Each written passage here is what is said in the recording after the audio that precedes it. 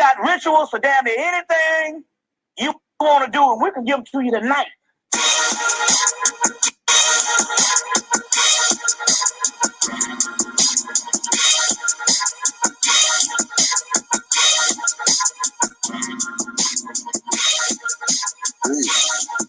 Chris V.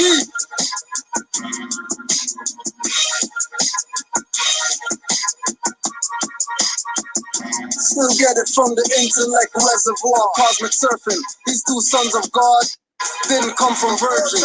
Ether makes up these gods. We rode light angles to the earth plane. Again trapped in skin, but a different name. Monads, been here since Ruth and Moabs. Thought you killed me when Drew and Marcus got toe tag. That's why I'm here with the Grand Chairman of Fear. Truth make you think critical like Sabir. Doing the God things, I make ancients appear. And all I'm hearing is knocking while I'm watching a seer. Ancient rituals and sound healing notes through Pro Tools. Eye-to-eye transfers knowledge, you need no schools. Waking up the masses, music is class and stage. Most fail cause they look like the flying shades. Following demons possess Kanye's and Lil Wayne's. Expecting a hippie with a cross and a Greek name.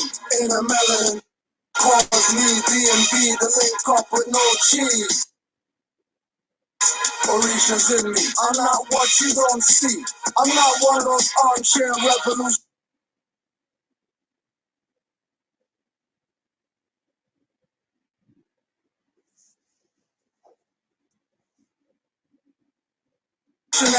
Allah's in me, sick and tired of being sick and tired, but that's just where we get our strength, man. The Christ is in me. Rituals for damn near anything you want to do, and we can give them to you tonight.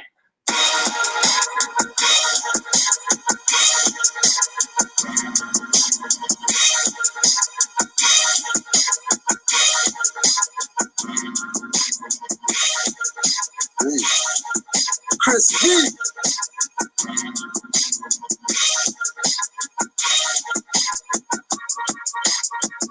Still get it from the intellect reservoir. Cosmic surfing, these two sons of God didn't come from virgins.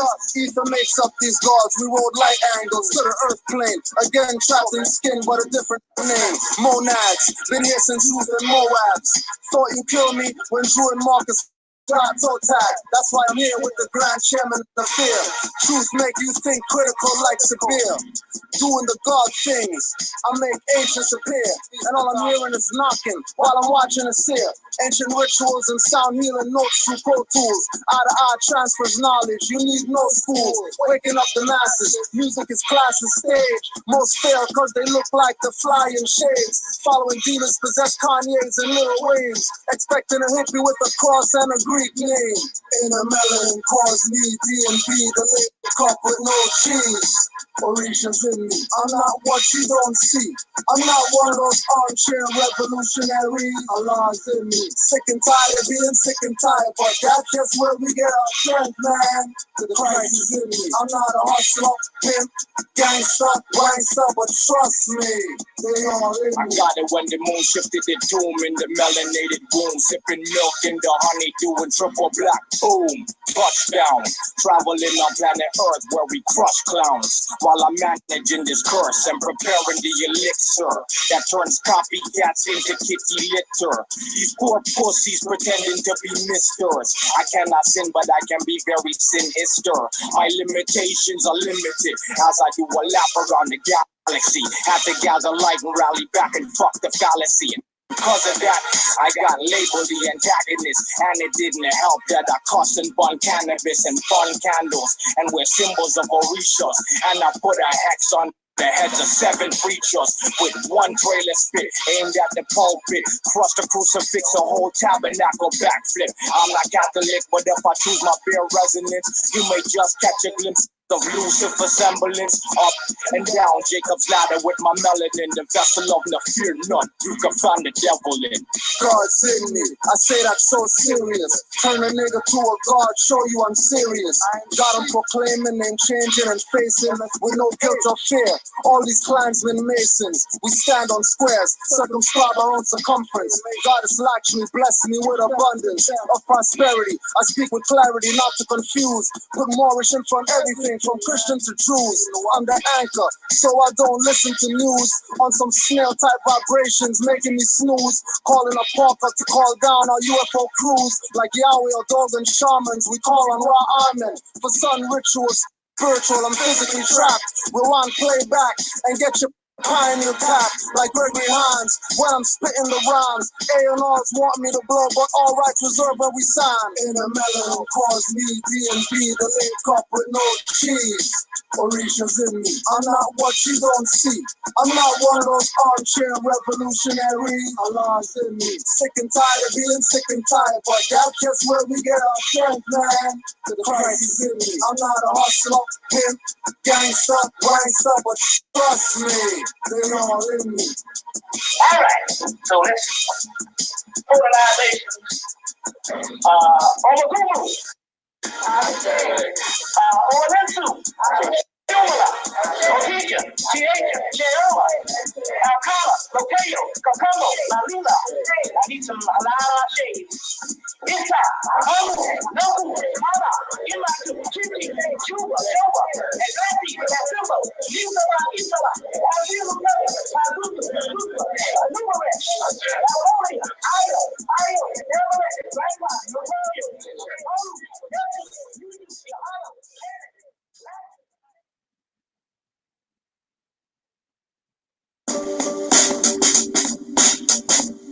King Boom.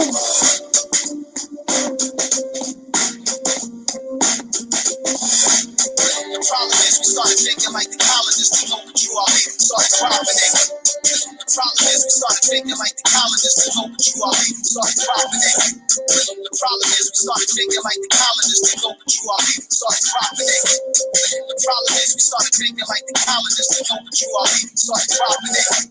Dirty Moors still attempt to infiltrate the order. Active Moors are truth, then take it to the corners. Across highways, past hedges, and through borders. Move on dirty Moors like walking down waters. Watch out for agents and provocateurs, trying to get next to their heads with the doctor's cures. They never pay dues and don't pay dues, contradicting with King Alfred to give clues like you.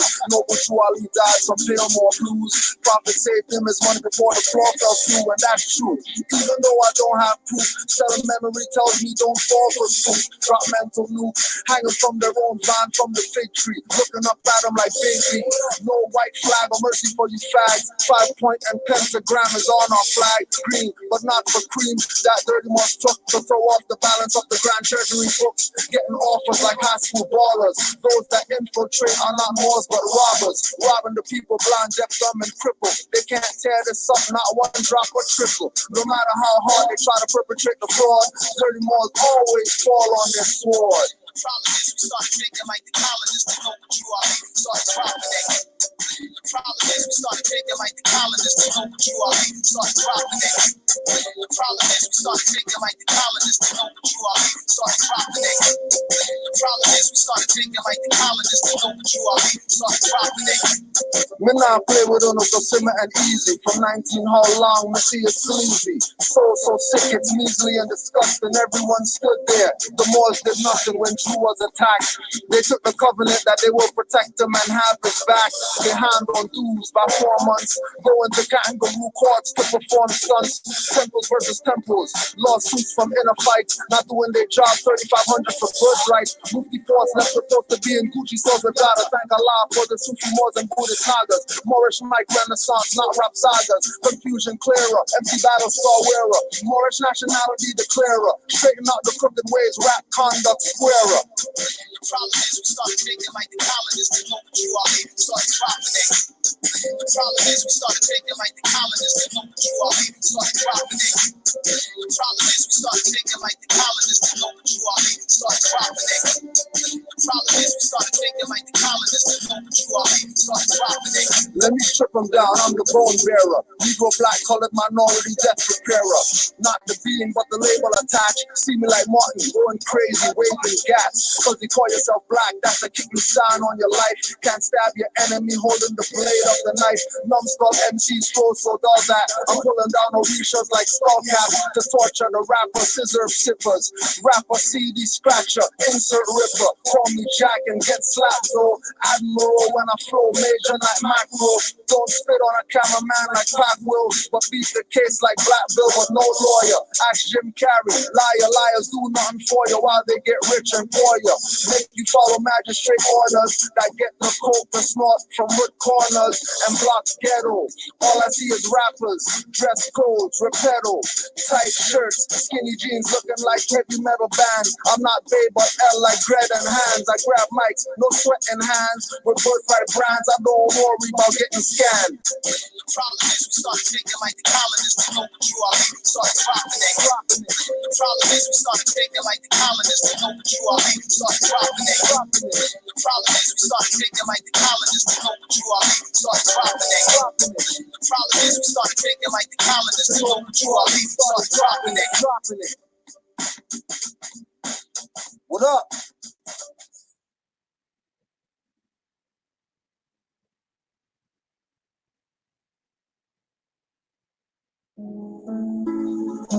I know what dirty Mars, yeah.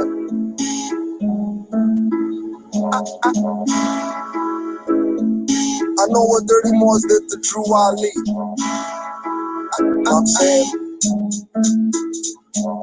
I know what dirty Mars did. I'm going at dirty rappers, lynching dirty Mars too. Hiding literature that Drew wrote to warn you. They claim to make you Muslim and make you sovereign. With the paperwork and filing, you see how they robbing. They don't care about his words, throw it out like garbage. Or throw it at you when you're active, not passive. When they want to talk about like off a trampoline mattress, treat them like a vamp or a teen actress. Get stabbed with the brand like a mean savage. This Inquisition divine, all others average. Millennium Renaissance, heroes in our classes. Fed up with the czar controlling facets. Ask if they heard about Mars, they say no.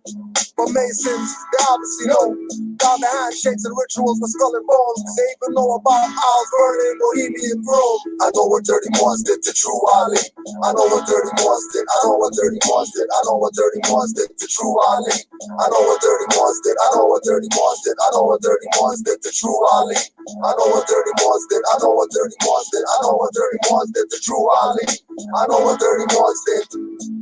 Dirty Mars kills Drew. I read the FBI papers. I'm loyal Mars emergency fund rapers. Moorish literature and divine bylaw changes. Might as well say Drew Ali was born in a manger. Prophet puts poison aside in his food smell danger. Got me treating every more like a stranger. Grand Chief One King stumbling drunk in the feds. What was proclaimed for every meeting was not read. Some more than so act the prophet can't be dead. Thanks Moorish teachers away. I can't be led. Actions speak, then I consider what's said. And what's said was study, then study yourself. Honest to the prophet over Drew Ali. I know what dirty Mars did to Drew Ali. Everybody wants to be just like Drew Ali, but nobody wants to care about Drew Ali. I know what dirty Mars did to Drew Ali. I know what dirty Mars did. I know what dirty Mars did. I know what dirty Mars did to Drew Ali. I know what dirty Mars did. I know what dirty Mars did. I know what dirty Mars did to Drew Ali. I know what dirty Mars did to Drew Ali. I know you know too, or we wouldn't be talking today. Because it's insane. Islam more. Just unmute when you're ready.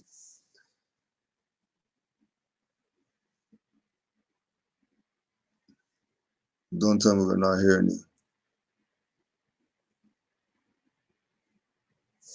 Yeah, we're not hearing you. I see you're off. Oh, there you go. There you go. Should be good now. I'm good. Should be good now. Islam more. What's good, yo? Yep, I'm here. Islam. Yeah. Peace and love to all the Moors worldwide, wherever you may be. We want to always give honors to the Prophet Noble Drew Ali for bringing us our salvation, which was our nationality and our birthrights. Because nobody except him told you Everybody else playing games with you. Playing games. And the games are only played because you don't want to get the point. You're going to do whatever you want to do regardless. You know what I mean? We're just upholding our charge from Noble Drew Ali to uplift fallen humanity. So you could just go on YouTube, 2,800 videos, just because, you know what I mean? You just need to have this info. Punch it in and something's going to come up. Something Canaanland more is going to come up. It might not be yesterday's stuff. It might be some 9-year ago video. We're just doing our little part. You know what I mean? Like the Moor always said, we're the dust in the corner that nobody sweep, that just sat in the corner. We're nobody, not somebody. We got a little website, you know what I mean? We will that you support. Because tomorrow, I'm going on a slave or whatever. Because I already know our people don't support stuff. So you got to get it some other way. Because our people are playing games. Honors to the Moors, because Moors always support. But our people, in general, they don't support their own stuff. Honors to Moors, though, who support Moorish, whatever it is. Honors to you. But these people are playing games. Right? He told you that it was placation. People Noble Drew Ali on one banner, you're getting excited? Or these people love Noble Drew Ali? They don't love Noble Drew Ali. They don't love him. That's not their brother, man.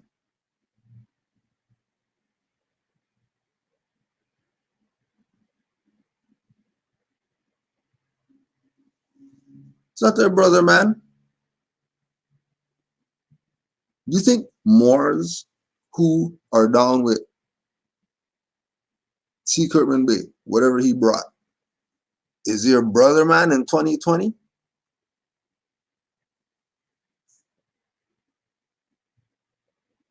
It's your brother, man. The guy who claimed that he's reincarnated Noble Drew Ali took 120,000 members, and now today they got some businesses, and you're talking about what's the problem?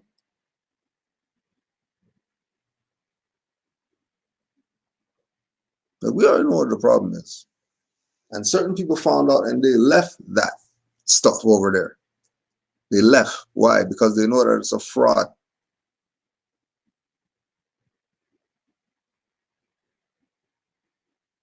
You know that it's a fraud. It's not some black liberation, whatever. That's King Alfred plan puppet. What are you talking about?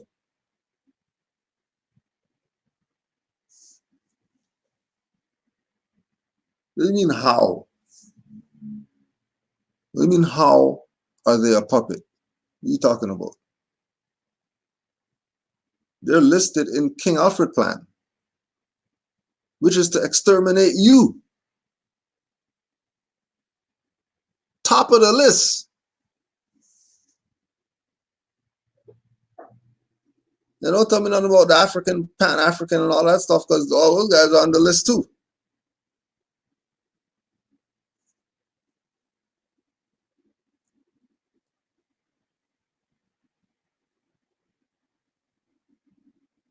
He didn't risk his life or whatever like that. He already know what Moors were going to do.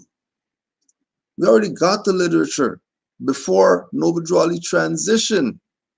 That people were chasing him around the temple with knives and all this, trying to take him out.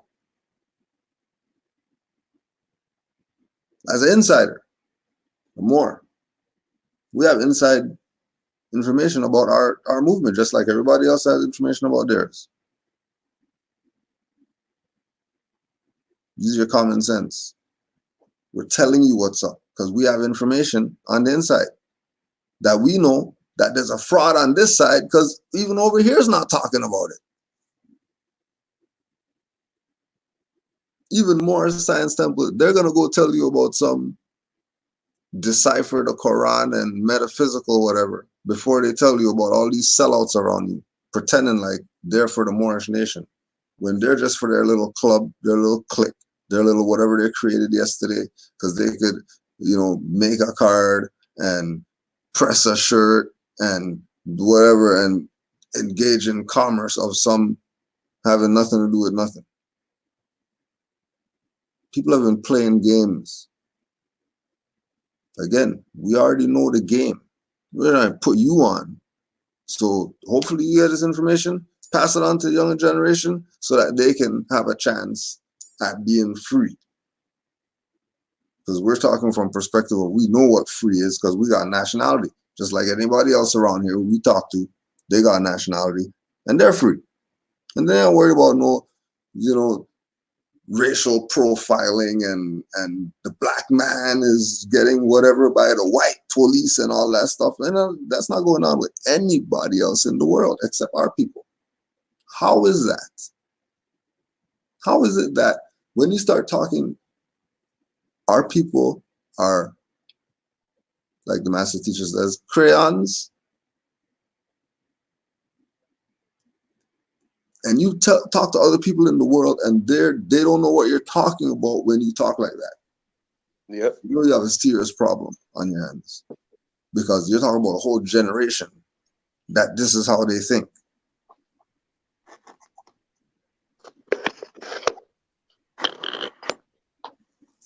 Right? We're not assuming, we're not guessing. We don't have to show some paper of some whatever to prove that whatever. Use your damn common sense. These guys started in 1930. There was things going on before them amongst the so-called Negro, black, colored, whoever peoples in America. There was things going on before them. And then they come on the scene, and the man who's the founder of that is claiming to be not just, he's not reincarnated Muhammad. He's not reincarnated Jesus. He's not reincarnated Buddha. He's reincarnated Noble Drew Ali. Right. And that's in writing, and they know this. They know this. They got Fruits of Islam picture with all of them lined up with fezzes on, with Prophet Fard Muhammad at the top of the picture. You tell me they didn't jack Noble Drew Ali's energy? Down to the point that they're calling themselves a nation, which is what Noble Drew Ali brought back. They're calling themselves a nation. Noble Drew Ali brought that back. They're calling themselves a nation. They're saying that they're reincarnated Noble Drew Ali, and you're telling Moors in 2020 that, well, you know, the black man, and because these people are the main culprits. These are the top guys. They're in King Alfred plan, #1 on the list. So these are the ones that need to talk up. I'm not even mad. We're not mad at you. We get it. We get it. Right? We get it. But the time is now. Stop playing games with people. The time is now. We know Captain Joseph X proclaimed his nationality, and he's a Moor now. And he's Nation of Islam.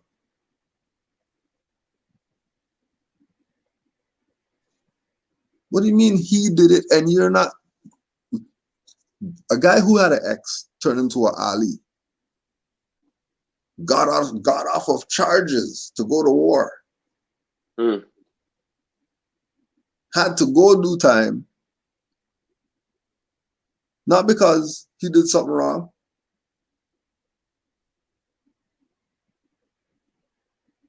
He said, oh yeah, you think, oh, you're Ali, huh? You're Ali? Okay. What happened after he came out? Ali, no more Cassius Clay, right?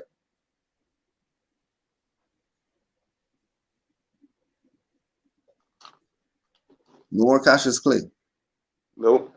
Why? Because he did his 40 days and his 40 nights.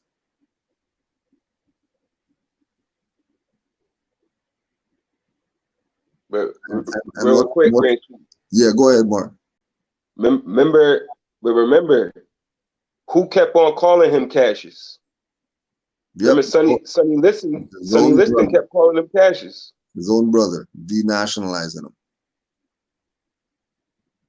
Now And he beat him up. Now again, you're gonna ask yourself, right? Well, hold on a second.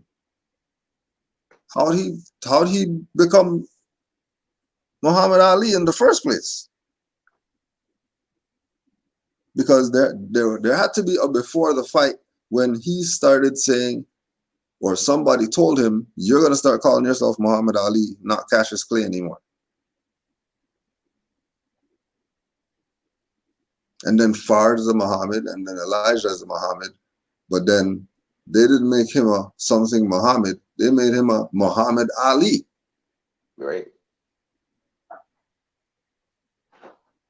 They made him a Muhammad Ali. But Ali's not some black Muslim, whatever. Ali's not like X. Like Prophet Noble Drew Ali is Ali. They should be questioning that. You don't just find it weird that nobody else is Ali like that? And the ones that are Ali, they're, upper level. Right. They're not guys who's just out here. And then people don't get it. They're gonna tell about X means some unknown. What do you mean X means unknown? What do you mean?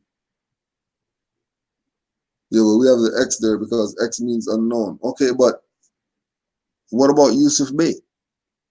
He was X, and now he's a Bey. What about Cassius X? He was X, and now he's Ali. So why You you said the X means unknown? Why are you trying to? Yeah, because they don't know what their name is, so they're X. That's civiliter mortus. Unknown, you're civiliter mortus. That's how I'm looking at the unknown. The X means the unknown. Yeah, civiliter mortus. Colored. The X means colored. Unknown. Assimilatum. From that which is real. Unknown. And that's why the Moor put Bay at the end. Now he's known.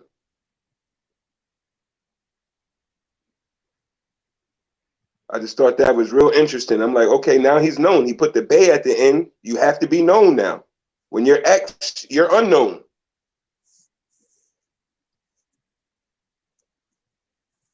But no, again, like you said earlier, how come all these people got Ali and you got X? Why isn't nobody questioning that? They should be questioning that whole concept of, okay, well, how did these guys get Ali? What does Ali mean? Where does it come from? And why do we have to hold the X title?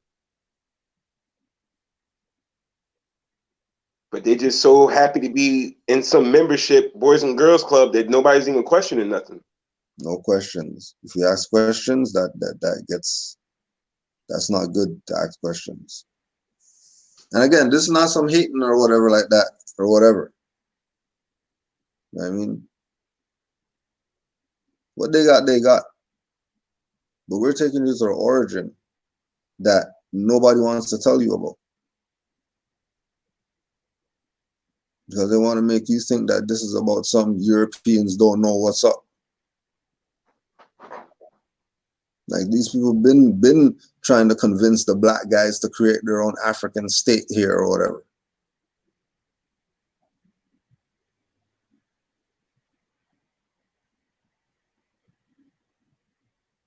You could just go check.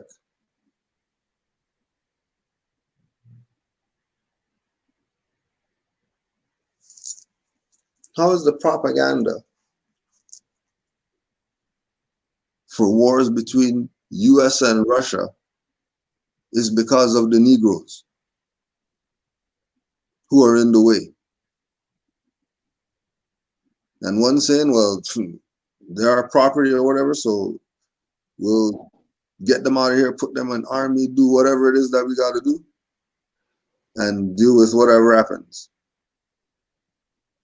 And then the other side is like trying to empower the Negro guys to create an African state, Right. which would destabilize them so then they can have the upper hand on it. Which is the whole thing in the 60s with them saying whatever, with, oh, they're trying to be, you know, Orientals and all this BS. Because you see a brother learning martial arts, oh my gosh, he's going to be working for Japan or whatever. What are you talking about? Just doing martial arts, what's the problem?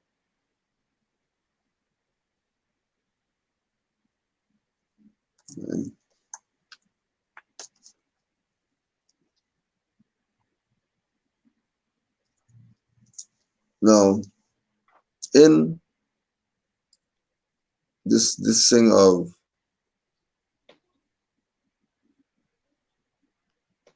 what's the problem, right? There's a pattern of activity that common sense will tell you, if common sense would tell you that if they can get a handout from somebody, why would they need to go to the people who they're claiming are the government or the enemy or the white man or whatever, in order to do things for the people? But the truth is that they're not really doing anything for the people if they're continuing to misclassify them. That the struggle continues because you're stateless. Think about that. The struggle for our people that they go through, whatever struggle it is due to statelessness.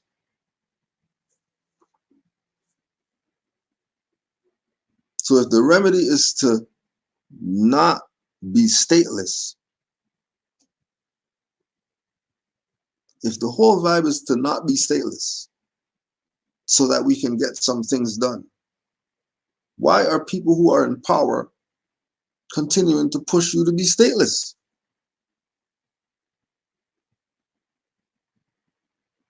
And not representing your own?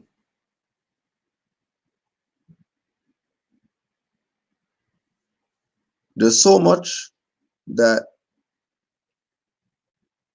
it's just, there's so much. There's so much. And we'll go through as much as we can, but when, like they say, when you start following the money,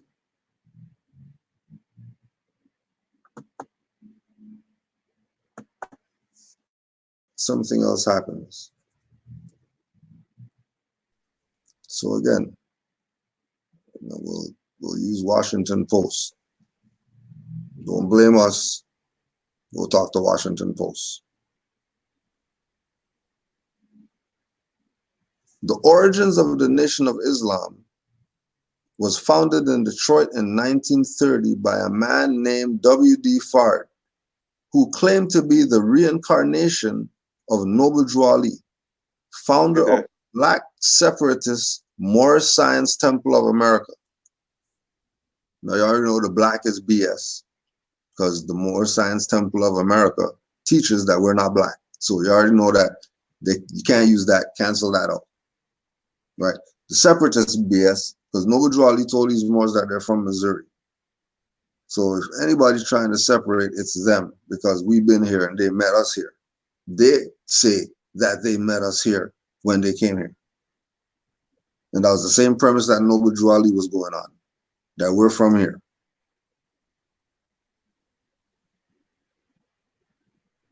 So Fard claimed, now if Washington Post knows that Fard claimed to be reincarnation of Noble Drew Ali, there should be questions. Yep. I don't care. I don't care what you say.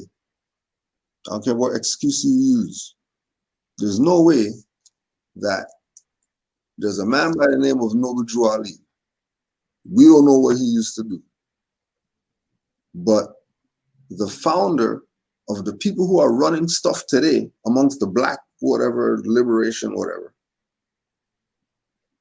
those people's founder said he was the reincarnation of the guy who nobody knew anything about.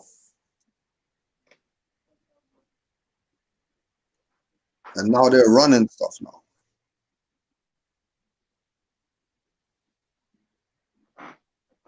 When Washington Post knows,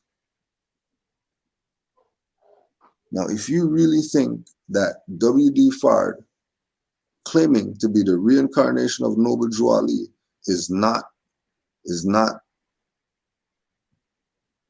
waking you up, let's add this in.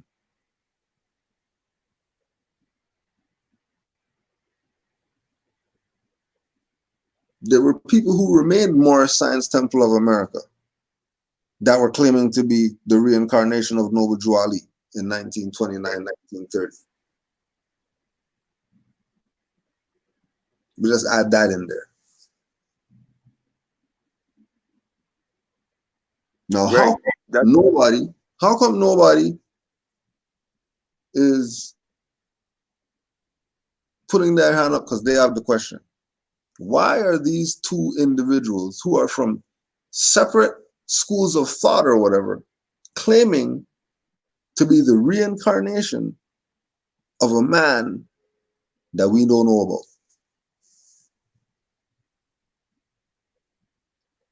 And then today, they don't mention him. They only talk about people after him.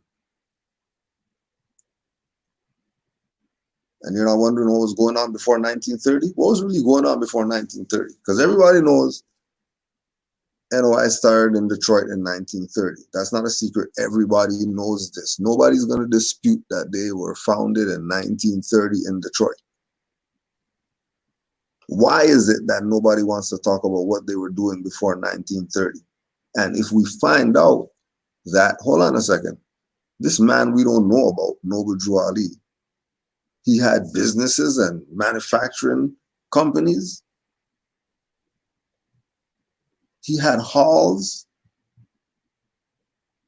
He had fisheries. He had certain things that we wouldn't think we should have in the 1920s. Yeah, had all that. Had congressmen in his pocket. Had quote unquote black prominent people in his pocket. You don't know about him? But you know about all these fakers who came after him, claiming to be the reincarnation of him after he transitioned. And then now the individuals today that you see don't give honor to this guy, who their founders were claiming to be the reincarnation of. Are you out of your mind? Mm.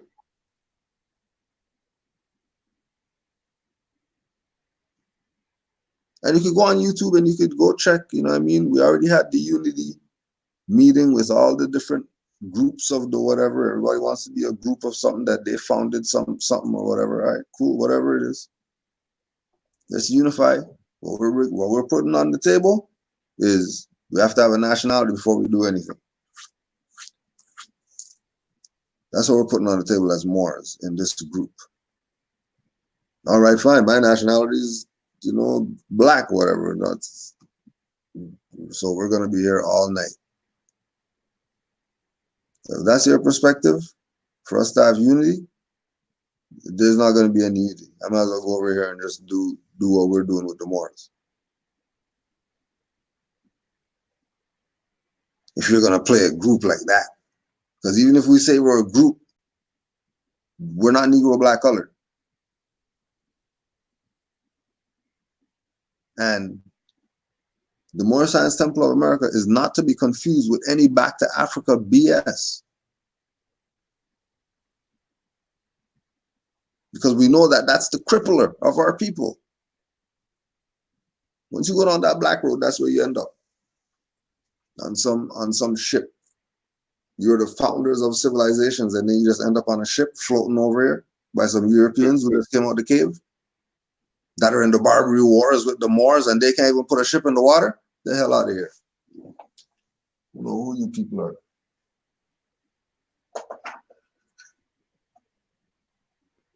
Quick question for you, Green Sheet. Islam, boy. Islam.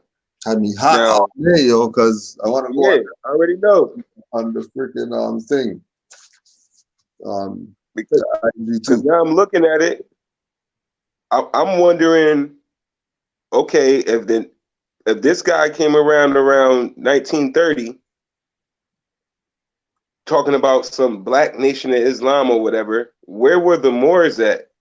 Because the Moorish Science Temples were still in existence. Yeah. Why aren't they coming to clean this up? Because he's a member or was a member of the Moorish Science Temple.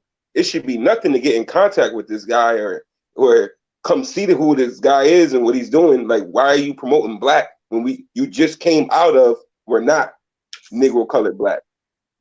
Where were the Moors that were supposed to be challenging this? The Kirkman Bays and all of that. Why weren't they challenging this at that time? They just let this guy come and start with 120,000 members, and they're gonna start calling themselves black. Where are all the Moors? Where are the Moors at? Where's the reincarnated Noble Drew Ali's? Why isn't the reincarnated Noble Drew Ali from the Moorish Science Temple coming to check him? If you're the prophet reincarnated, I'm pretty sure the prophet would come check that. Why aren't they doing that? Why wasn't the reincarnated prophet from Moorish Science Temple checking Elijah? Or Fard or whatever? Why weren't they checking these guys? Why nobody came and said anything? The only reason is because everybody played you. Yep. Everybody who was around that was close to rubbing elbows with were the sellouts. Because he even talks about it himself that they were jealous of his fame and nobility. Mm-hmm. And these people are claiming to be reincarnated him, and you're not scratching your head? Yo, because this thing always gets me. Always. There's no way. Like there's too much information that we have from the Moorish Science Temple of America that we put out. Other Moors have put out, whether in casual talking or in lecture format.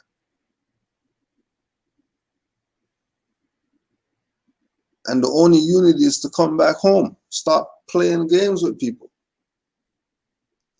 You know what it is. You know what your foundation is. You know what you did. Yep. But nah. It's about these people have literally taken the check.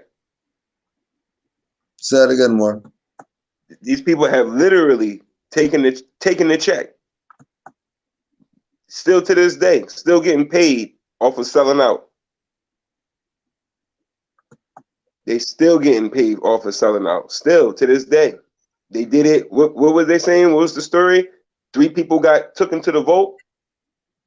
Oh yeah. Took into the vault and told, this is yours if you want it. Sell out your people. And somebody got took into the unlimited vote because they still selling out 100 years later.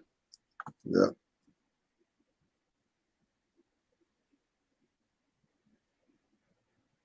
Nation of Islam gets a grant. Right. Jet magazine, 1976. 1976. 1976, 22 grand.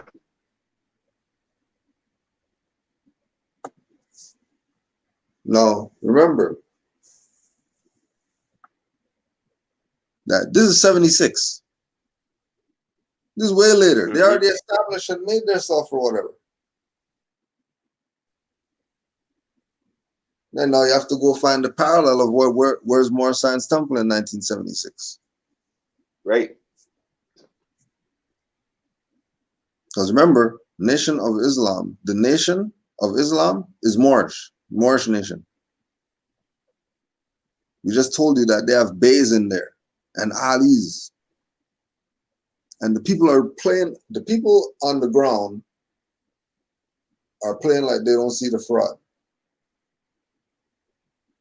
How come only the prominent people get the ali, the bay, the shabazz?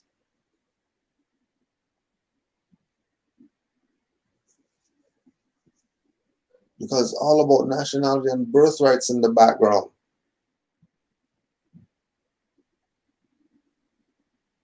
We're telling you. Rizza Islam knows he's a Moor. Farrakhan knows he's a Moor. Yep. They know they are Moors. Why wouldn't they tell? They're getting grants to keep the secret, which is where the issue comes in now. Because now you're deliberately holding the people back. Deliberately, purposefully, and getting paid to do it. From the same people they call the devil. And like I was just gonna say, we know so Europeans or whatever like that who are the devil or whatever, and you're gonna go with that idea. Okay, yeah, we know some people like that, you know what I mean? But they're over there. We're not talking about them right now. We're talking about the ones of amongst us with the mindset like them to keep us stateless. Have you claiming to be a nation and your name is X, and you don't get that they're playing you? How you a nation and your name is X? How is that who you are? How is that what's getting put down on the census or the registry for these people, of everybody who's a member? 18X.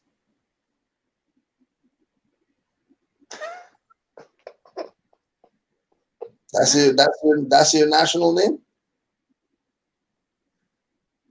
And then everything looks sharp because, you know, they took everything from Moorish Science Temple. Like they're not stuff that they made up, uniform and all that stuff. You see Garvey, he's before them. We've been doing that. Why has the message been to the black man and all this?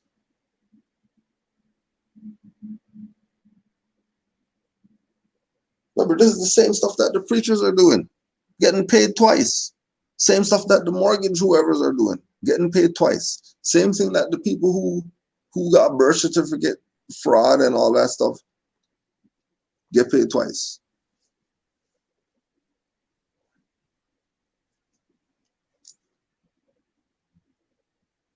And not doing anything because these people know they're Scottish Rite. They're Prince Hall. Yep. Nation of Islam is Scottish Rite and Prince Hall. That's not some underground whatever.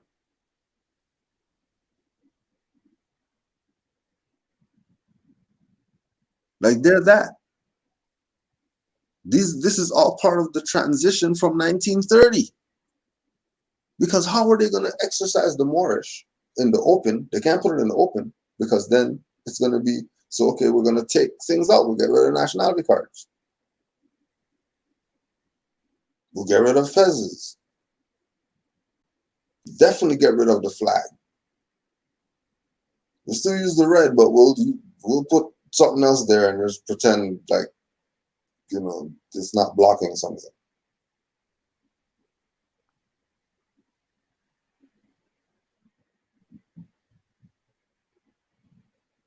Take certain things out and bring it forward again. And now it's looking different, and you're thinking that it's something different.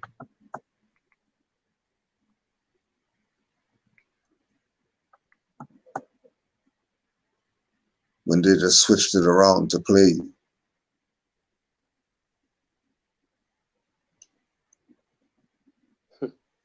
And remember that this is supposed to be the enemy or whatever. Right? From how they talk, their language displays that there's an oppressor and a whatever, and he's doing the, and then because we're the black gods of whatever, you know what I mean, they're trying to stop us from rising and all this.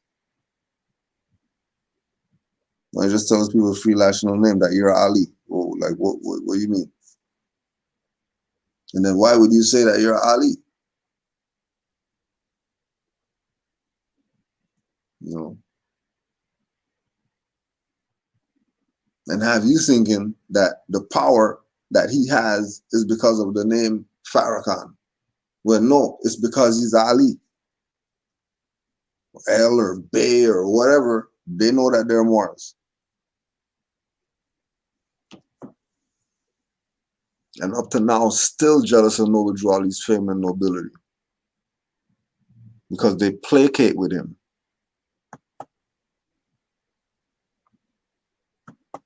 Not sincere and honors, because they're part of the issue.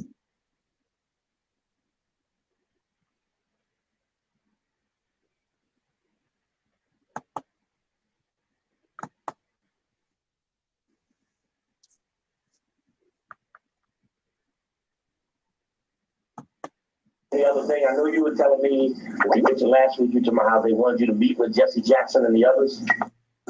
Right, the chief of police kept saying, you know, Reverend Jackson don't want you to be doing this.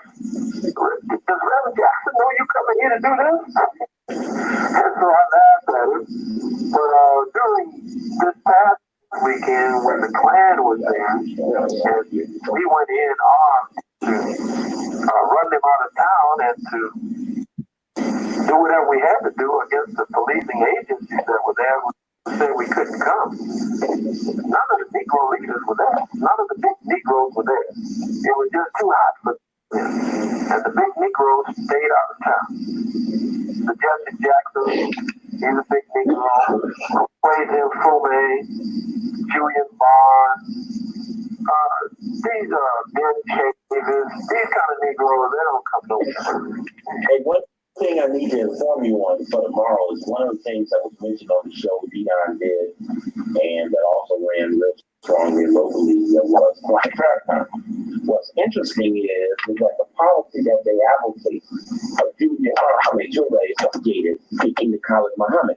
One of the things I heard Tony Muhammad say that the minister was reaching out for Khalid Muhammad and didn't get any response from him. I know he reached out for him on numerous occasions, made it like he was always available to talk with you at any time about everything. And if there was a misunderstanding, this must have been something on your part, because the minister had done everything that he possibly could have to keep clarity in the forefront. Well, as I said, Tony Muhammad does not know what was going on. It's a goddamn lie. Don't care who tells it. But Minister Farrakhan is pushing out for me. That's a damn lie. For years, I called Minister Farrakhan over and over and over again. For years, I tried to meet with him. It got to the point after my assassination attempt when not one public mumbling word was ever stated by him, never spoken by him about my assassination attempt. Didn't come to see me at the hospital, didn't call me, didn't send me a nickel, a penny, nor a dime. He said, well, he ain't obligated to do none of that, well, I would have done it for him. I don't care what. I couldn't have known that he was in that condition or position and not go to his aid. He sent his son, he sent Sharif, he sent a few others, but I called him from the hospital. He never called me. I communicated with him. He was right in Vegas. That ain't too far by plane from Los Angeles. And he didn't come right over from Vegas. Even if he would have been in another part of the world, but he wasn't in another part of the world. He wasn't in Chicago, and he wasn't anywhere but right in Vegas, and he didn't come home.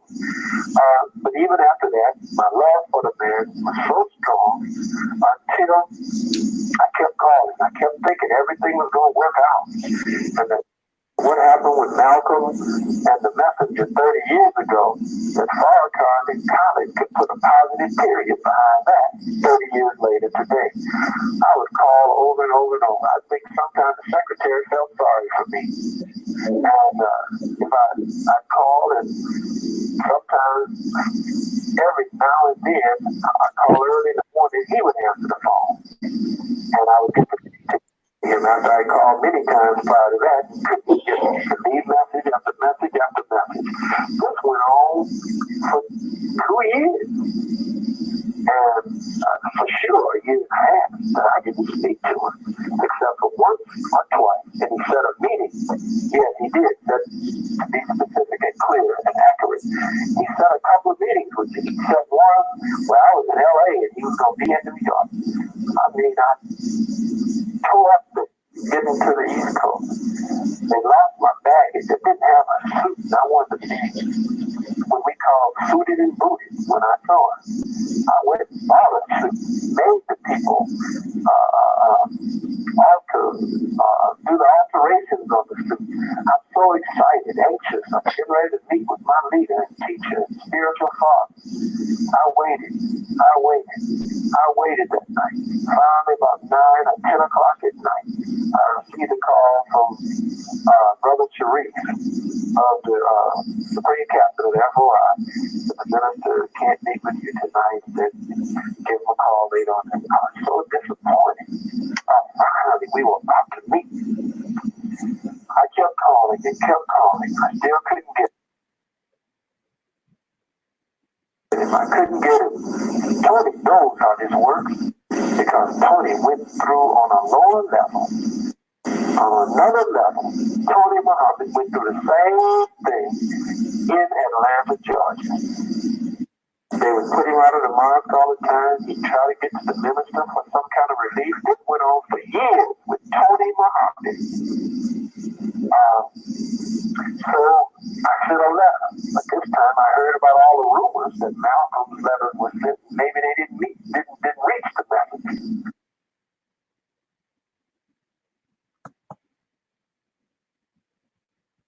So I sent the letter by brothers that I knew, a brother in particular, and would ask if his daughter would be there, and he would be there with his daughter, and he would put the letter in the minister's hand, and I want him to see if the minister would open it in his presence, and he did. So I knew the letter reached him. Then I started saying, look, I'm talking about years of past. Then I started saying, well, I can't get through to him by letter. I can't get through to him through his secretary. I can't get through to him with the meetings that he has set up. He postponed another meeting that I was excited and so happy and looking forward to. I said, I'm going to start going where he speaks and get there early and sit on the front row or the second row right in front of the rostrum, or if it's in a church, in front of the pulpit or the podium. So I'll be right there. If he spills water, he would spill it on me. And I'll be right in his face like, here I am. I'm here, will you meet with me? Can you see me? I would get on the goddamn front row, sitting there almost crying openly, but certainly all the time crying inside and sneaking to wipe a tear every now and then so everybody would see me or see me as being now weak. And when it's over, try to rush up to meet with him. He might even speak and refer to me back and forth in a positive manner in the audience. I remember when he came back from his friendship tour, I was right there. All that to say, people already know. That's why people jumped ship. Because they knew that it was a game. Remember, King Alfred plan, #1 on the list. And this is not some us bashing anything like that. We're Moors. We know that there's Noble Drew Ali. We know that he got assassinated. And then all these people started pretending to be Noble Drew Ali. And everybody is just playing dumb. How are you playing dumb? Now again, none of this is us. You know what I mean? Like that first one was Jet. And Jet, Jet been around. They know. Well, they're the whatever entertainment and news propaganda machine of the whatever. All right, okay, cool, whatever. You know what I mean? You listen to them for your sports or your other BS, but when it's time to look at what Moors are talking about, oh, that's not facts. You can't use that. That's a government, whatever. All right, whatever.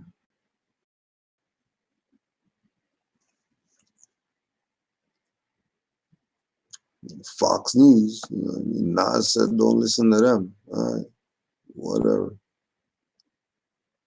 Game the system. Non-profits, including Farrakhan Tide Group, enjoy windfall from farm subsidies. That's one of the big things that they talk about, their farm, their NOI farm and stuff, right?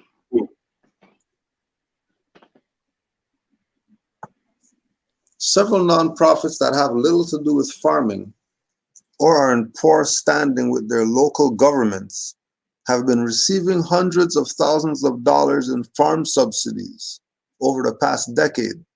Federal records show. This is a federal record. So these are the guys who they're the corpse guys. Right? You know they're the ones that are the eagle seal. The eagle seal and the crown seal are these people that claim federal whatever in land that's not theirs, under the guise of some doctrine of discovery or some treaty they did with some bootleg Indians who refused to be who their ancient foremothers and forefathers were. Which is why they got played. And the Negro should be learning from them, because the same stuff is happening to you. It's just that, you're worth more. So they keep you around longer. Milk you. Milk you till your breasts are saggy. Milk you.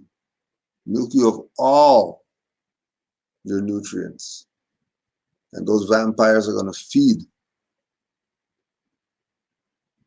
Because you keep having this perspective that you can be in a dead status and claim something. Everything is on appearance. You hear the rapper guy coming out and talking about, yeah, all we wear is cubic zirconia and stuff like that. And that stuff's real. Ain't nobody wasting their finance on that. That's just for the dummies. For them to go out and buy the real thing or whatever. Fund their own enslavement. Because their favorite whatever guy is doing something.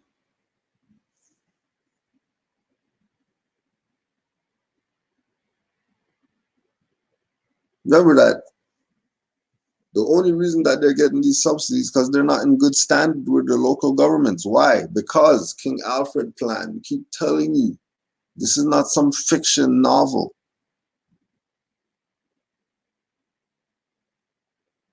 top of the list,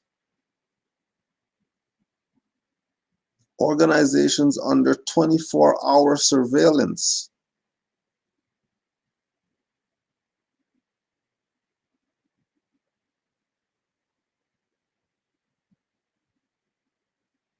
The program has no record of ever being a charity.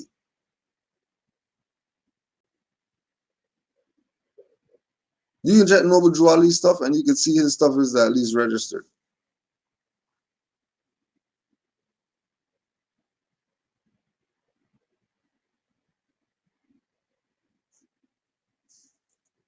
Right.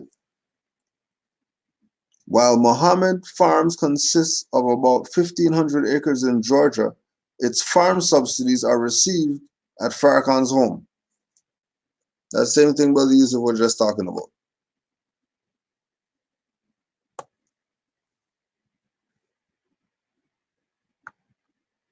Same thing.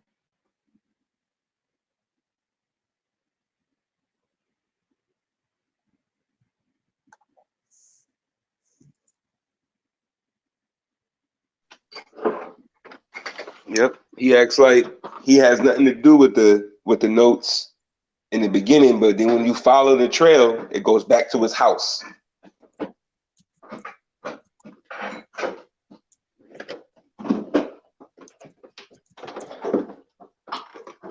Yeah, and somebody in the chat said, this is Willie Lynch. No Willie Lynch. No, it's not no Willie Lynch. Just go read that one right there, Manu and Pim. That's the Willie Lynch letter, where he found the guy who made the letter.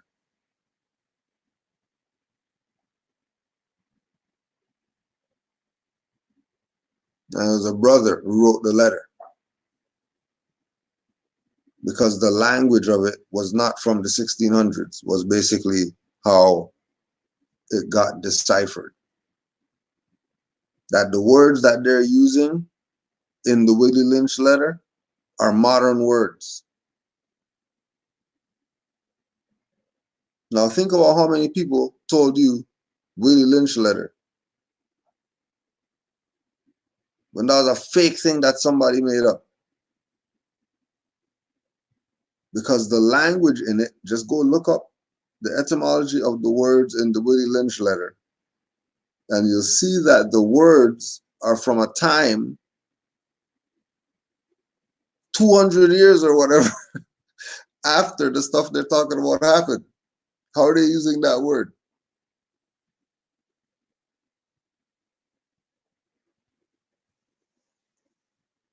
Gave up the whole game. Yep. The Willie Lynch letter is a letter that a brother wrote, and it was put out like some slave whatever. That's not what it was. Somebody made that up. That's not a real document from the 1600s with the slave masters at the Virginia and all that. That's not, all that is fiction. Man made that up. Your own. And he was even shocked that he got found out, which is what made him give it up. Because he was like, yo, I didn't even think about that.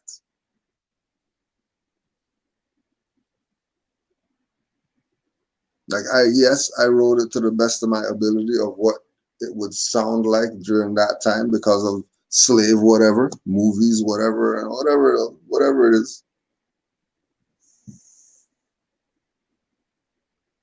Right? Yep. That's how you know the whole thing is a fraud.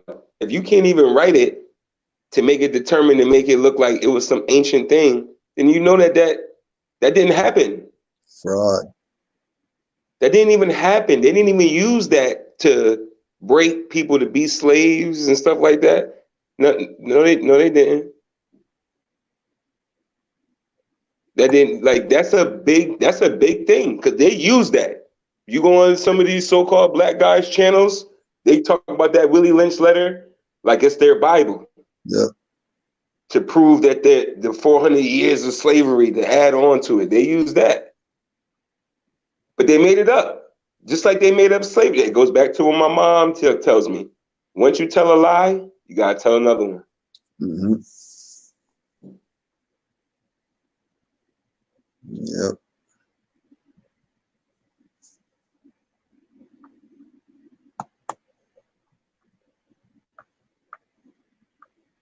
If you got any questions out there, send those out. I read a book that was discussing, oh yeah, I forgot I could do this. I read a book and it was discussing ways to break the human mind. I thought that was from the Willie Lynch. That just comes from breeding animals.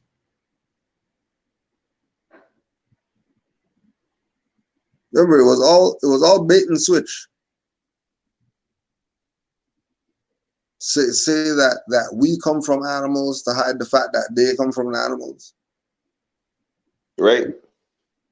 So they tied us to the whole savages and whatever like that because when you have to do the trading places on every level.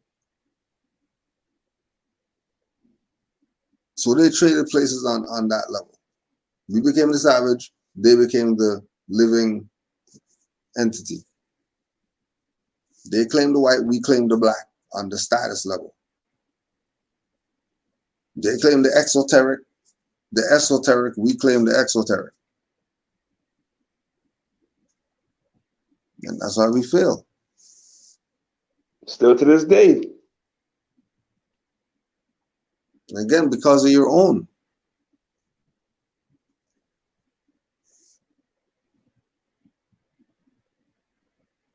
Your own. It's like the Moor says, a brother who wrote the Willie Lynch letter. Some Europeans have you confused talking about you're some mule and all this BS and you're thinking that that's a reality. And then now you're in that mindset because you're thinking, oh, wow, that's what they did to me. No, that's what they did to a mule.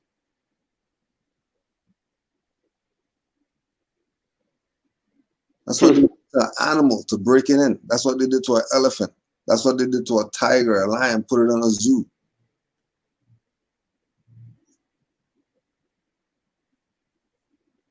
Have you taken that mindset now and applying that to yourself? Just like when they say crabs in the bucket.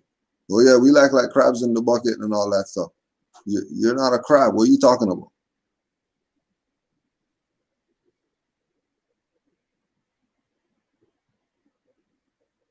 Doesn't apply to you like that.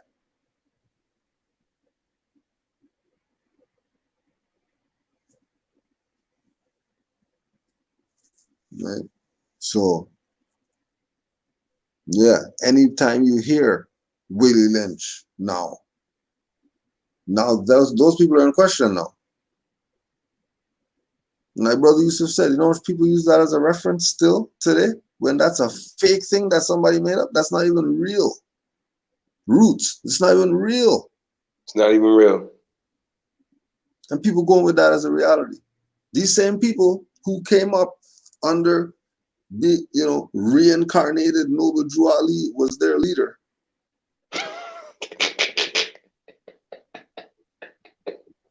But then in 2020, they're black guys. What you mean? Your leader was reincarnated Noble Drew Ali. Noble Drew Ali thought we're not Negro black colored. So are you saying that your reincarnated prophet wasn't teaching what Noble Drew Ali was teaching? Or because I don't get how it's Noble Drew Ali reincarnated, but it's Temple of Islam, not Moorish Science Temple. Right. Like, why isn't it reincarnated prophet Noble Drew Ali, Nation of Islam? Doesn't that make you wonder about something? If that really makes nobody wonder, then it's over for you people. That's a false prophet, man. Like, that's my definition of how you reincarnated prophet, and you didn't even bring back what the original guy brought. The scripture talks about that. The scripture talks about that. Watch out for false prophets, and these people are riding with the false prophet right now.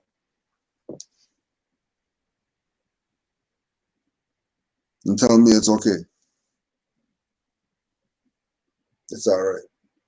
Yeah, you got to meet the people where they're at. When you meet the people where they're at, you guys are pushing false paradigms. Yeah. You're lying to the people where they're at. You're not even telling the truth. And that's kind of interesting, Uncle Buzz.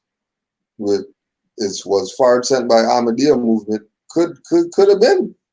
Could have been, because of course they're gonna come up, but they're not from here. They're foreigners. So anything they say, sorry, you have no claim. You're a foreigner. You're no different than the Europeans saying that they started something for black people here or whatever. You don't have any say. So, but yeah, it's a thought. I mean, because it is talk that it was a mysterious thing. You know what I mean? His appearance wasn't just he's here. His appearance was mysterious. We don't know where he came from. Yeah, we know his mom's a European. We already know what's up.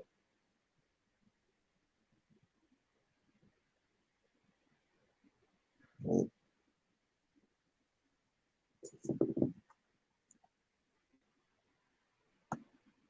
They try to not, and then when you bring that up about his mom being a European, they act like they'll lie and say, oh, that's not true.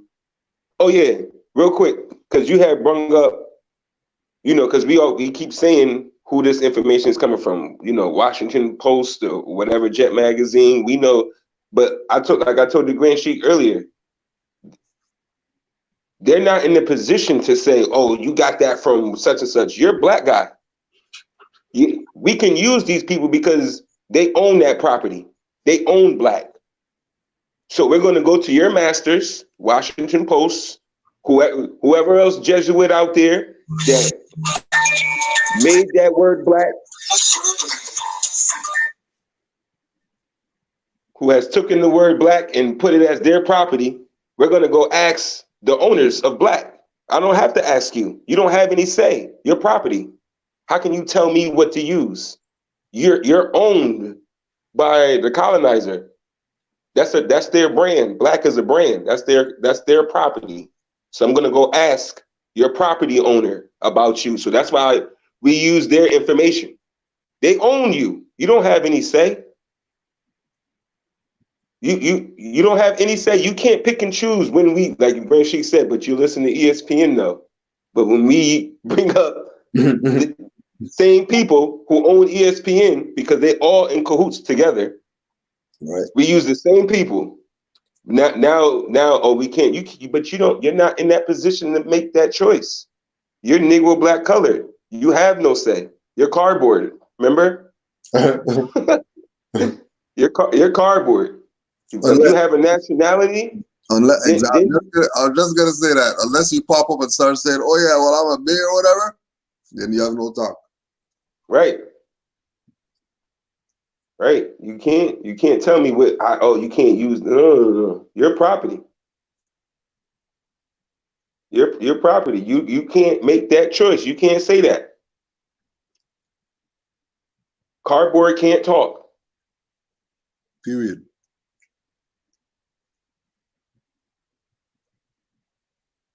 Cardboard. That's the whole thing is crazy. Because I'm still bugged out on it's so-called 2020 right now. They opened up in 1930. Where were the Moors at that time to shut that down? Right. Because it's 2020 and Nation of Islam is more talked about than Moors Science Temple. Like, how is that? The Prophet came first. The people who started the Nation of Islam came out of what the Prophet was bringing.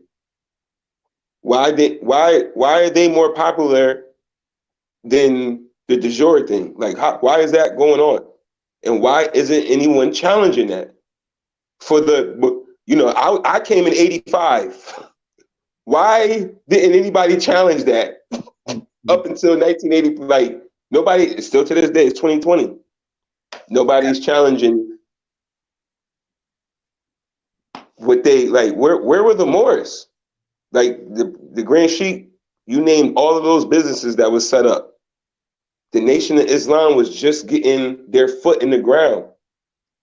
Where were all the Moors that had all those businesses? Why didn't y'all run, like, why didn't nobody come check this? Because all of them left to go with the new reincarnated prophet. Oh, 120,000. 120,000. 120,000. Just for the simple fact that Moors,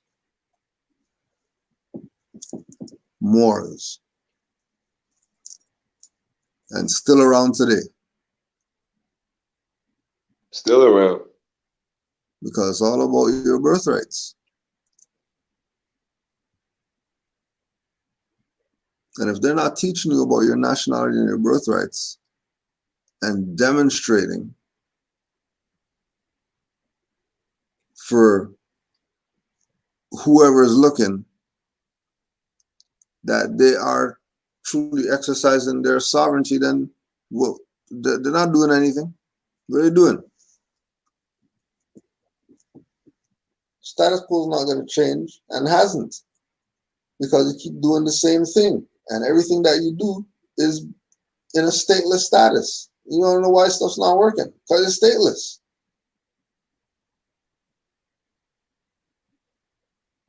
Easy as that. You're stateless.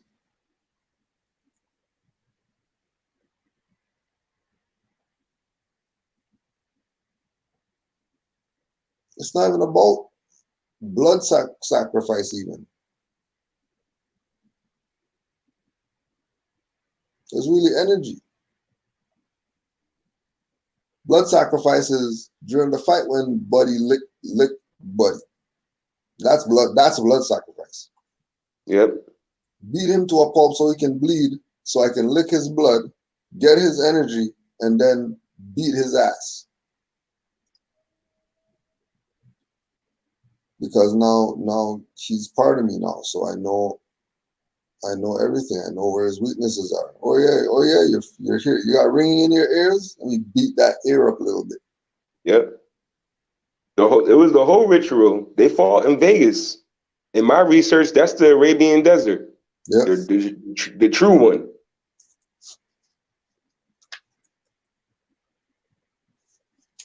They did the whole thing. I was like, yo, that's crazy. Crazy. But then they dogmatized it with the whole Black History Month stuff. Yeah. But had the European coming out as the gypsy, the gypsy king. He's coming out with the crown on and everything. I'm like, yo, how is he the gypsy? But because, what do you mean? 1930, 120,000. So yeah, Europeans get to walk around acting like they're the Moors now. Because our own kept us in slavery. Prophet came, took us out of slavery. They came back, put us back in slavery. And we've been in slavery ever since. Ever since. You would think, because the way they teach history, right? You would think, oh, it was a bad time to be around during the 20s.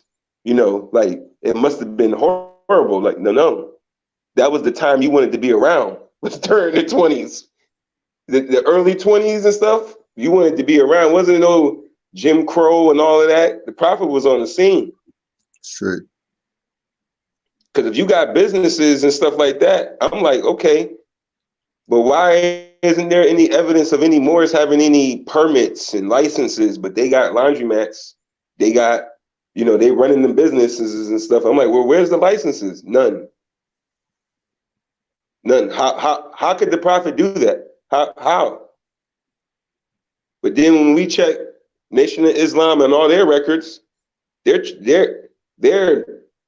supposed to be having licenses, doing stuff halfway, but because they get in the check, I mean, the Green Sheet's going to read the article. I don't want to skip the article. Go in. You can go in on the article.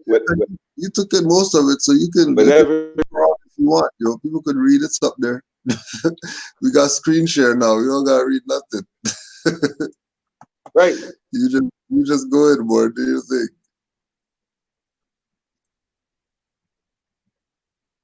That's the long one? Yeah. The one with the security. Yeah. The one with the security. Right. Okay, here we go. Yep. Yeah. Okay. By Dave, okay. Political and connections have helped create a multi-million-dollar security enterprise that benefits Nation of Islam leader Louis Farrakhan family and top aides. At a meeting in 1993, Nation of Islam leader Louis Farrakhan approved a deal that helped rescue the Chicago Housing Authority from a personal financial disaster. The same meeting, Lane says he and Farrakhan discussed a separate deal that soon led to more than $2 million. Fledgling security company with Tan's family and the Nation of Islam. For Lane, the time of the negotiation cast Paul over his other association as a reformer who had for suggesting some of Chicago's public housing be torn down. His personal business in a private meeting, Lane is vulnerable to changes of conflict of interest, although he says he has none. But more intriguing is the light that deals Farrakhan as a businessman. Scroll up some, Grinchy. Yeah, I got you.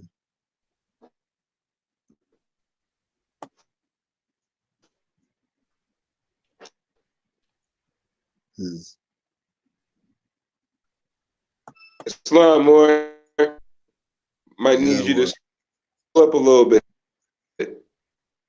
Or more still? Hold on. Let me take this off.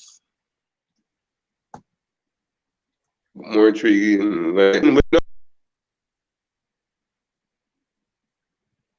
It says, his meeting with Lane offers a range glimpse into how he and the Nation of Islam have used political power and connections to create a multi-million-dollar security enterprise that benefits Farrakhan family and top aides. Chicago is not the only city where nation-linked firms security contracts and providing security is not the only business linked with the nation. Over the past decade, Farrakhan has built a financial empire of affiliated companies that range from bean pie shops and bookstores to soap and cosmetics arm.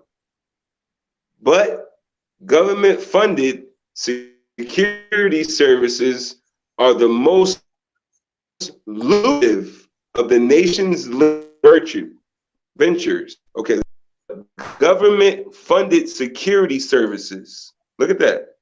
But government-funded security services are the most lucrative of the nation-linked ventures. Telling you right there, where an NOI where it gets notes from the government. It says, although Farrakhan and Nation of Islam, say that again. one of the Moors mentioned that there's sneak studiers in there. So we just want to remind people that when they say the government, they're talking about foreign European colonial corporation, not some United Right. States Republic Right. or whatever.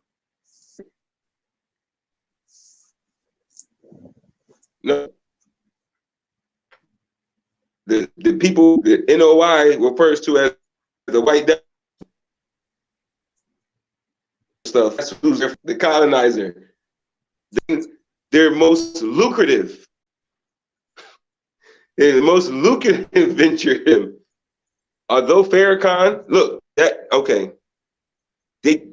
the one line to show you how they're selling out. Like, that's the one right there. They get their benefits. That's the vote. That's the, we'll give you everything you want. Just don't tell these people who they are. That's the line right there. But government-funded security services are the most lucrative of the nation-linked ventures. It says, although Farrakhan and Nation of Islam officials have refused numerous requests for interviews, federal housing records show that since 1991, nation-affiliated security have won more than 15 million federal contracts to patrol housing developments in 9, including Los Angeles, Philadelphia, Pittsburgh, Baltimore, Washington, D.C. 15 million, Grand Sheet. That's in 1991, right? But we have articles now, 2019, that tell the contracts that they was getting in 2018 year span. Why I received 364,000 in contract from the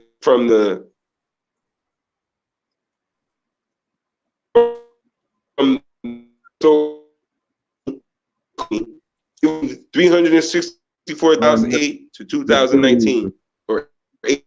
They're killing you right now. But it's telling me here in 1990. Can you hear me? Can you hear me now? It's tripping out. Yes. Can you hear me? Yeah, I can hear you now. Okay.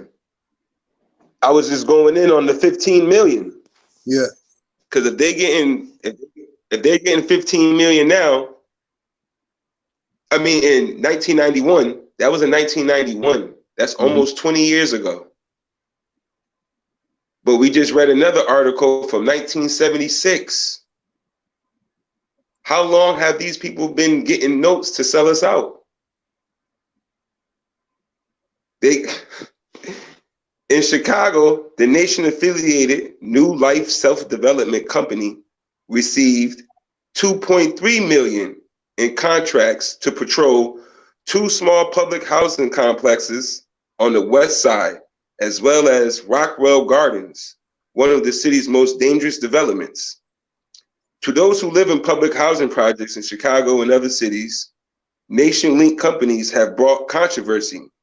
The firms hire convicted felons and sometimes leave buildings unguarded and residents less safe than before, according to records and interviews. So it's not like, they just got this out of nowhere. They went and talked to the people in the building who's supposed to be getting this security.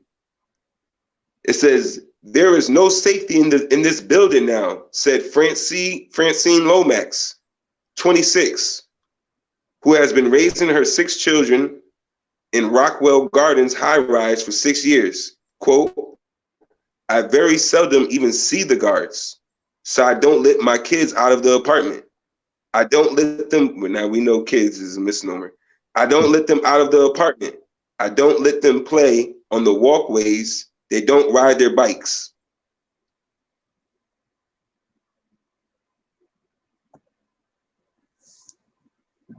In the nation link business, okay. Did you go too far? No, it's right there. Okay, and the nation business contradicted Farrakhan's message of independence. Okay, let's go in on that. It says, in the nation linked businesses contradicted Farrakhan's message of independence. In fiery sermons, he calls the U.S. government wicked and urges blacks to separate from America. Yet, Farrakhan and his aides bargain for dollars from the very government he denounces. Look at that. Look at that. Now again, look at it from the perspective of if he knows that he's a Moor. Mm-hmm. All that grant money is the taxes, the back taxes that they owe for all these, right? How much ever, absolutely, hundreds of years that they've been here playing around. But that's supposed to be your back taxes that he's getting, right? And but he's just taking his cut and giving you some lecture, and you think you got something, and gave you X. Remember, if you know Aboriginal and Indigenous, you can get government grants. It's what are you doing with it? You sitting on it, making it look like you're the man, or are you doing something so that, because again, if he's getting it because he's a Moor, like let's just say he's getting it because he's a Moor, not because they filed a paper with the government of the U.S. and whatever, then wouldn't that verify to you that you better be a Moor tomorrow?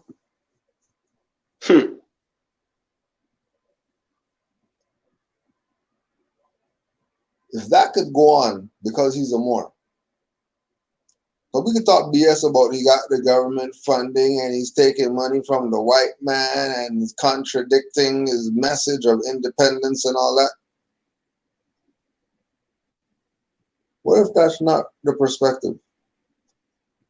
What if he's getting it because he knows he's a Moor? Yep. That's why checks or whatever like that is not going to any organization. Going to him directly. And remember, it's a grant, so you don't have to pay it back or anything like that. This is just money just pulled from thin air, and here you go.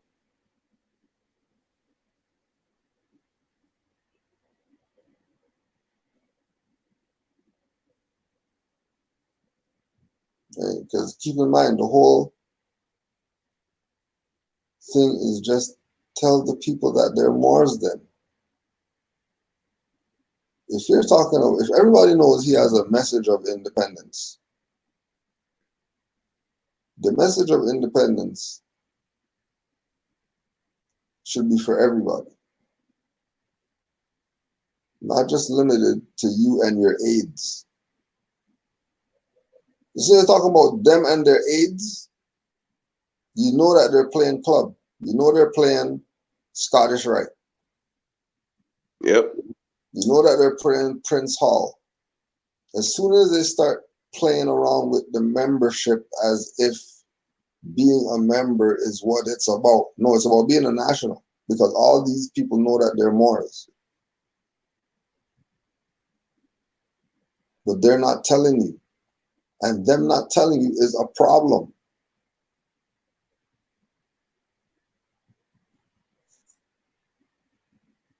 Them not telling you is a problem.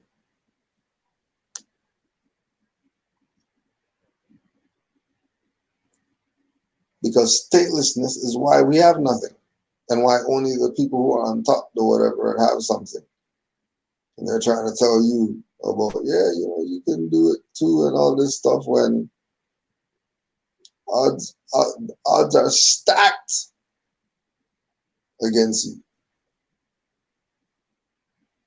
You can't even get off the block.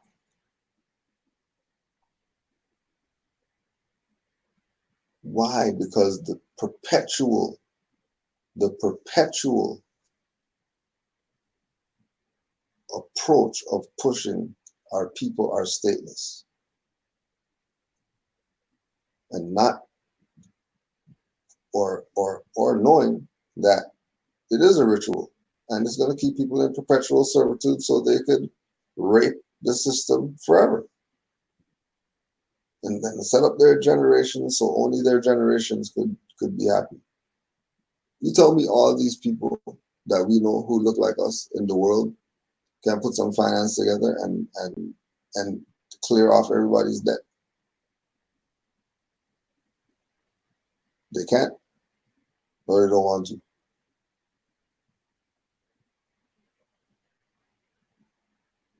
And we're talking everywhere. You think all these Bollywood people were making millions, billions, or whatever like that on some Bollywood movie?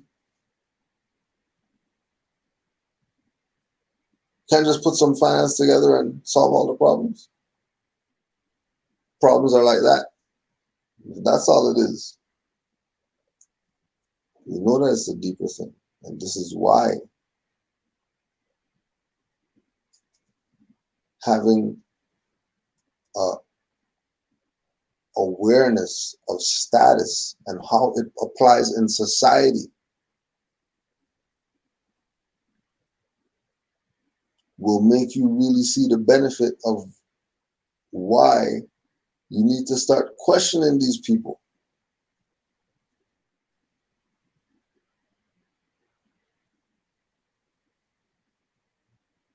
Like, how are they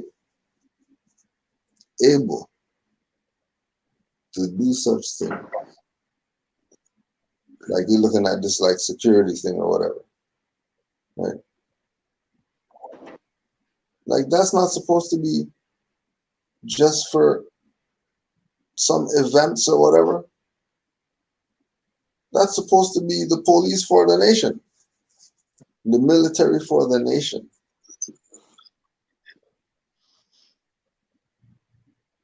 It's not some club thing. That is the national security.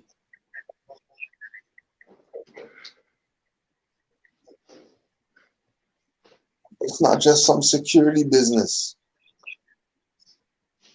You're talking about, it's not some security business. If you're talking nation, that's supposed to be the people who, somebody has a problem, they're calling 911, that's them being there.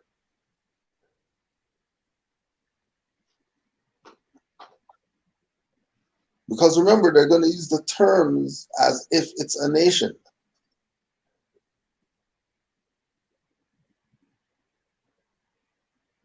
But all the time talking about their organization. They're whatever that's registered with them so they can even get these grants or whatever.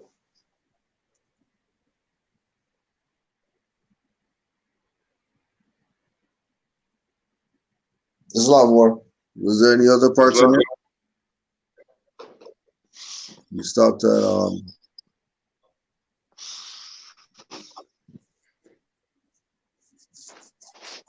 Okay. Yeah, Farrakhan and his aides. Yeah. Oh yeah, and then also too, remembering that when you're talking about government, there's no government like that. That's just said to have you not think about the fact that it's a corpse and that it's not government, and you shouldn't look at it as government. But as soon as you look at it as government, then you get lost in the game.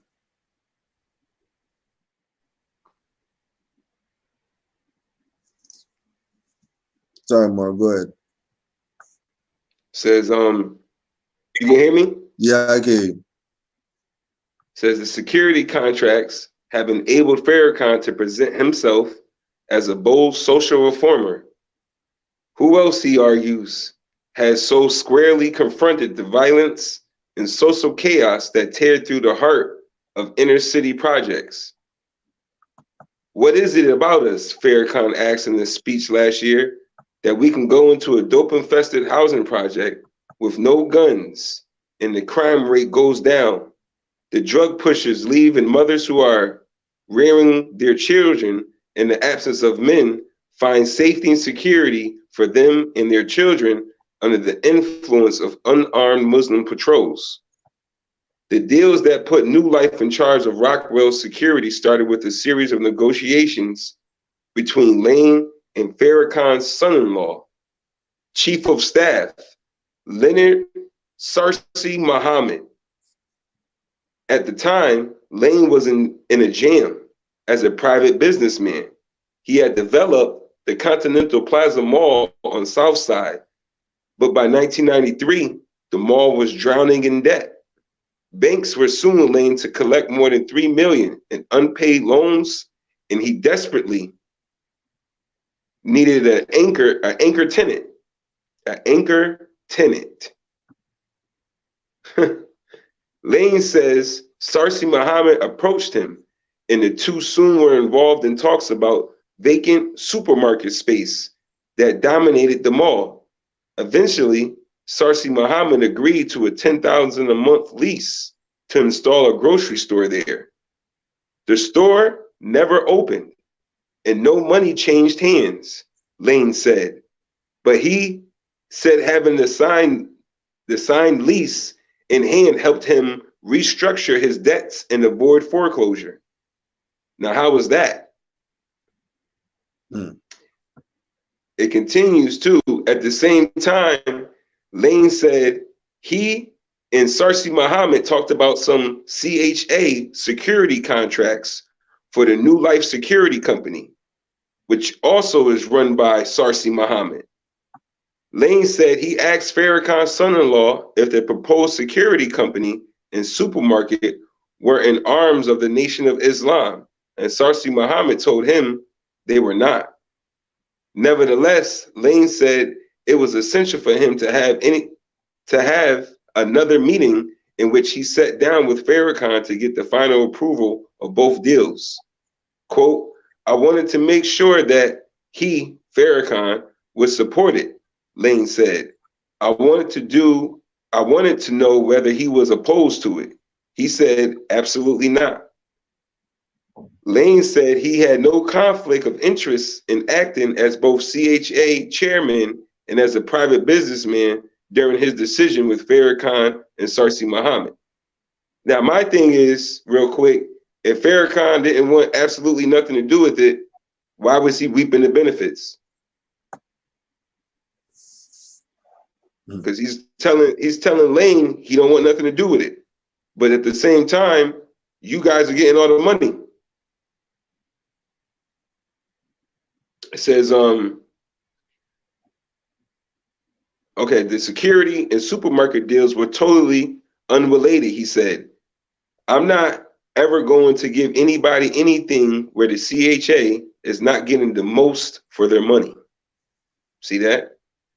The security contracts were reviewed independently at the CHA, but the CHA official who oversees them, Private Management Administration Director Betty Vance, is also a partner in Lane's Continental Plaza shopping mall record show.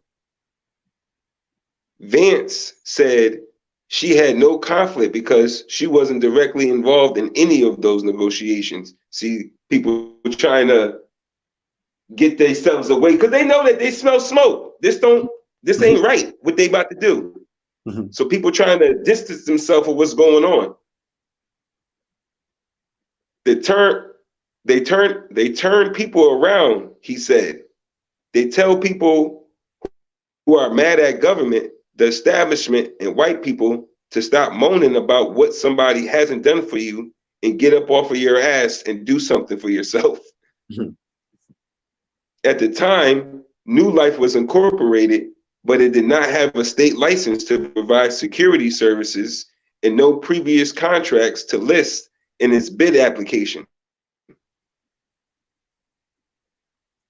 Lane gave New Life, see, so they never, like he just said, they never had any contracts to show that they've been doing security.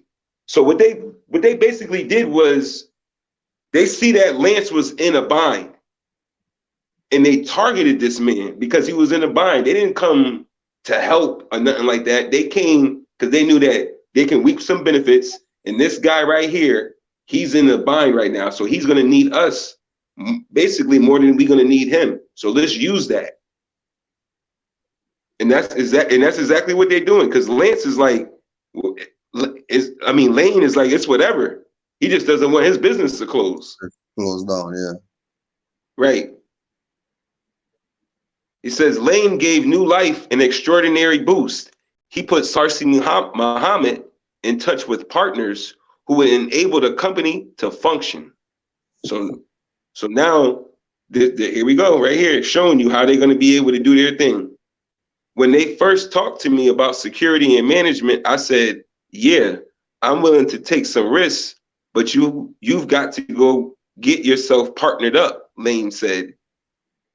He said he introduced Farrakhan's son-in-law to young Pate Jr., whose citywide detective agency had contracts with the CHA and also has patrolled Lane's Continental Plaza Mall at the 76th Street in Racine. Okay, now when I read that, okay, I'm gonna read it again. He said he introduced Farrakhan's son-in-law to young Pate Jr., whose citywide detective agency had contracts with the CHA and also had patrolled Lane's Continental Plaza Mall at 76th Street in Racine. Now that goes back to me, okay, on the King Alfred plan. They're number one on the list under 24-hour surveillance. My thing, when they show you that, and if you're under 24-hour surveillance, only way you can be able to do that is if somebody's inside that's an agent watching you. Like somebody, they have to have planted somebody inside in order for y'all to be under 24-hour surveillance. Because they show you, and your partner, you're getting partnered up with the citywide detective agency. That's the other side. You're about to get partnered up with them, according to this. And then, because I'm watching it, I'm like, we all know Farrakhan's an agent. You're an agent. We can tell that. We know you work for the other side. Is he the person that is watching everybody in the Nation of Islam that's keeping them under 24-hour surveillance? Is he the guy doing that? Because he's the agent. You're only person that can be able to put the whole organization under 24-hour surveillance, to me, would be him. Because this is your stuff. Yeah. You know where everything at, every door, every sneak thing, every extra office space, you know it. Because it's yours. It just proves to me that you're the guy that's keeping your own people under 24-hour surveillance for them. We obviously can see that you're getting paid $22 million, $2.3 million in another year. I mean, $15 million, $2.3 million, $364,000, $22,000. Look at all these notes. It continues on, right?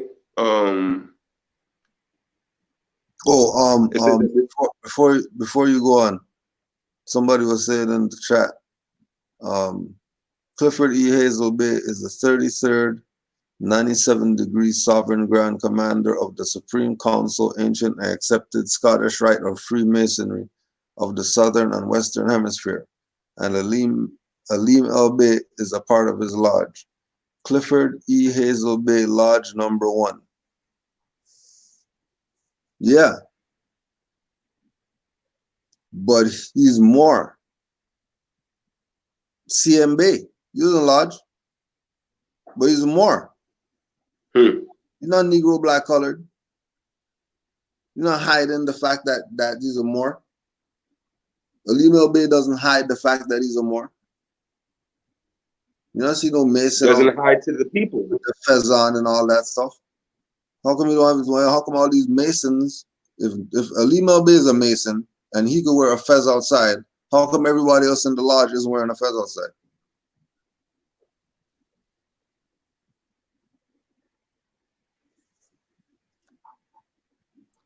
if Farrakhan's Prince Hall, right? Mm-hmm. And Muhammad, whoever is Prince Hall, right? How come all those guys in Prince Hall aren't wearing their fez outside? Because they're Moors. Why are they wearing their fez only behind closed doors? And that's even if they wear it there. They might not even wear it there. How come you didn't get a picture of Farrakhan in the fez? Like the fez with the apron and all that stuff. Everybody had their fez off for that picture. Everybody. Like, why? Exactly. Moors on the low. And they're not telling people that they're Moors. Calling people black. These people are in Scottish Rite and all that stuff. Like we said, you want to bring up Alim El Bays in that lodge because you know we work with Alim or whatever, but that's not, we never met him on some lodge whatever, and he never brought some be part of the lodge to me ever. Ever. But that's my Moor right there. Yep. No separation because he's in the lodge and I'm no, we won't know Moors. He beat on Seti, and we know that he's a traveling Yep. what do they call it? Traveling man. A traveling man. You know, he's a traveling man. We all know that. He said it out of his own mouth. Yeah. And then what did Dr. Alim do? He bust his ass. Like because he's a Moor. He's a Moor.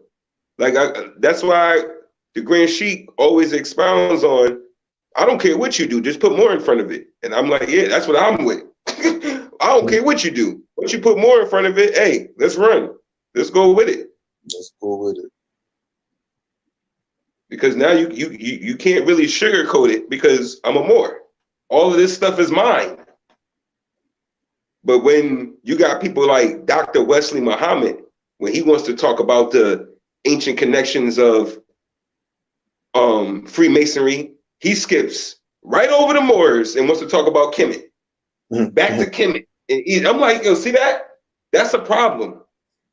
That's the problem. When you get the book Ancient Atlantis, I forgot it's Atlantis something Atlantis.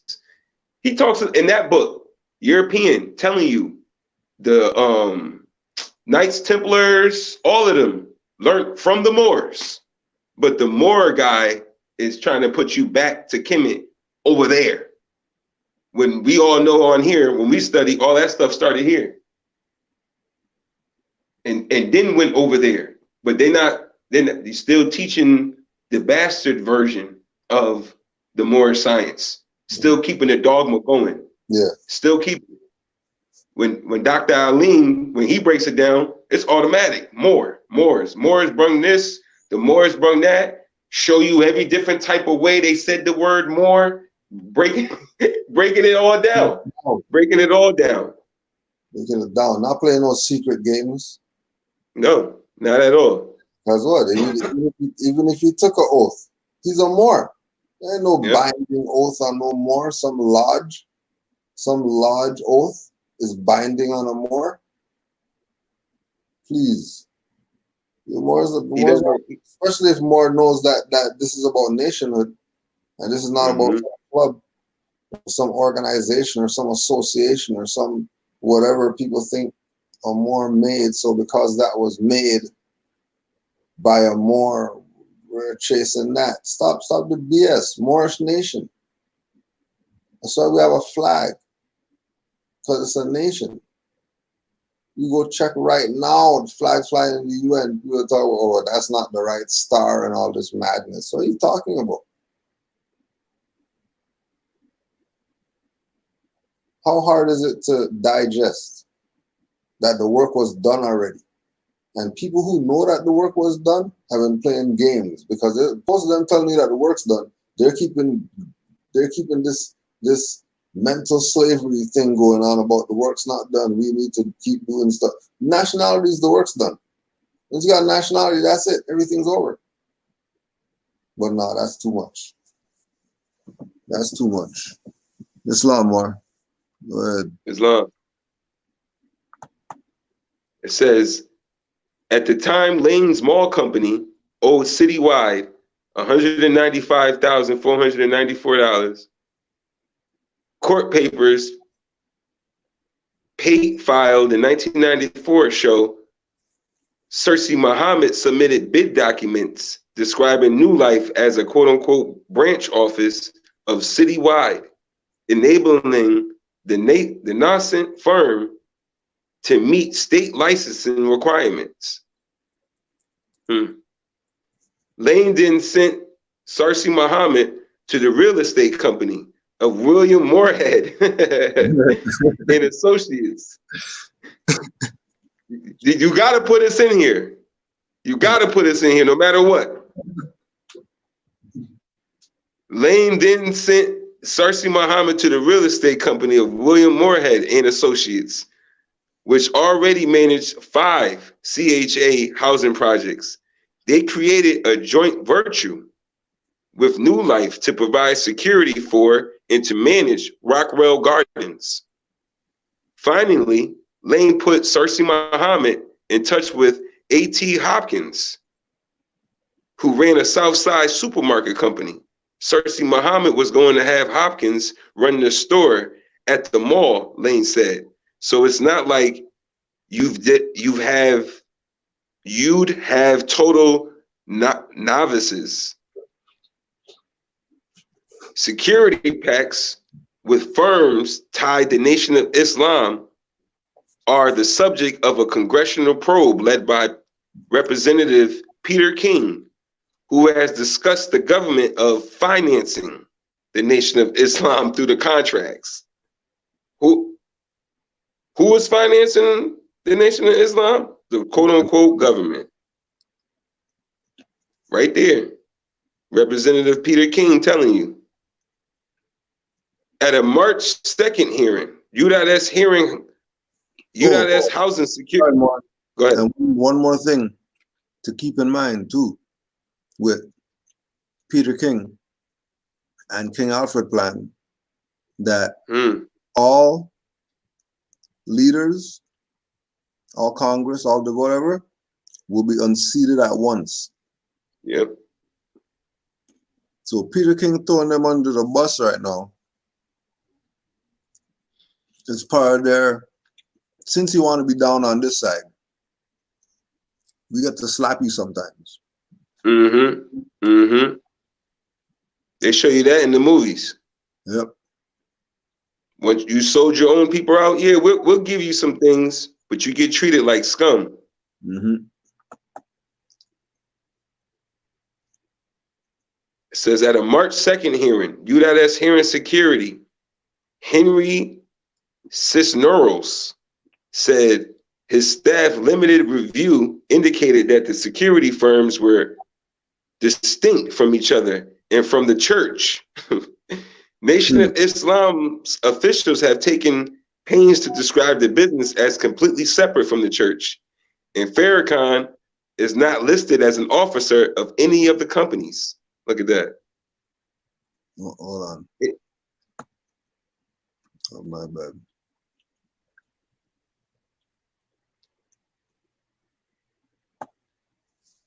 All right, good. Why isn't he listed on any of the companies, man? This guy he's good. But court filings in a Nation of Islam publication present a morass of contradictions about the links between the Prophet, P-R-O-F-I-T, making firms and the church, and suggests that their assets and authority are entwined. What did it say?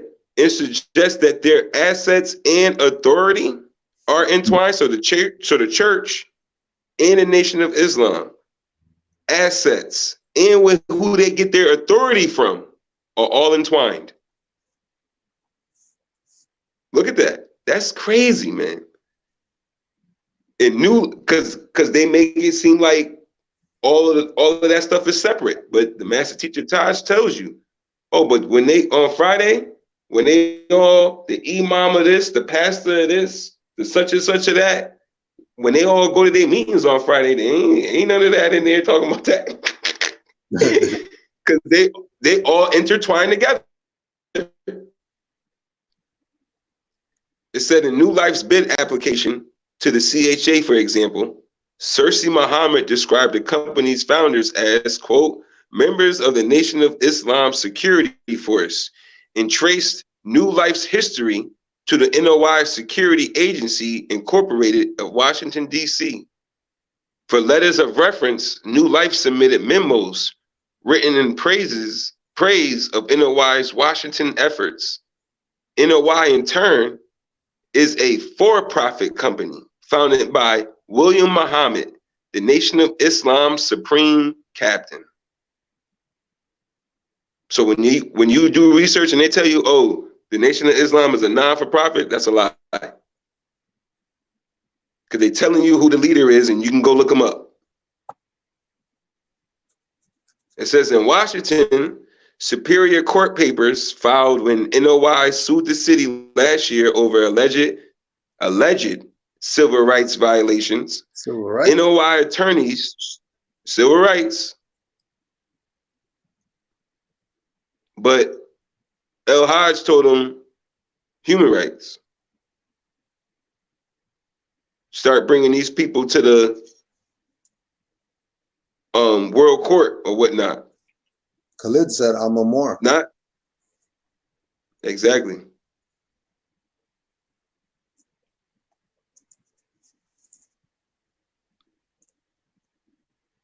It says NOI, wait a minute, in Washington,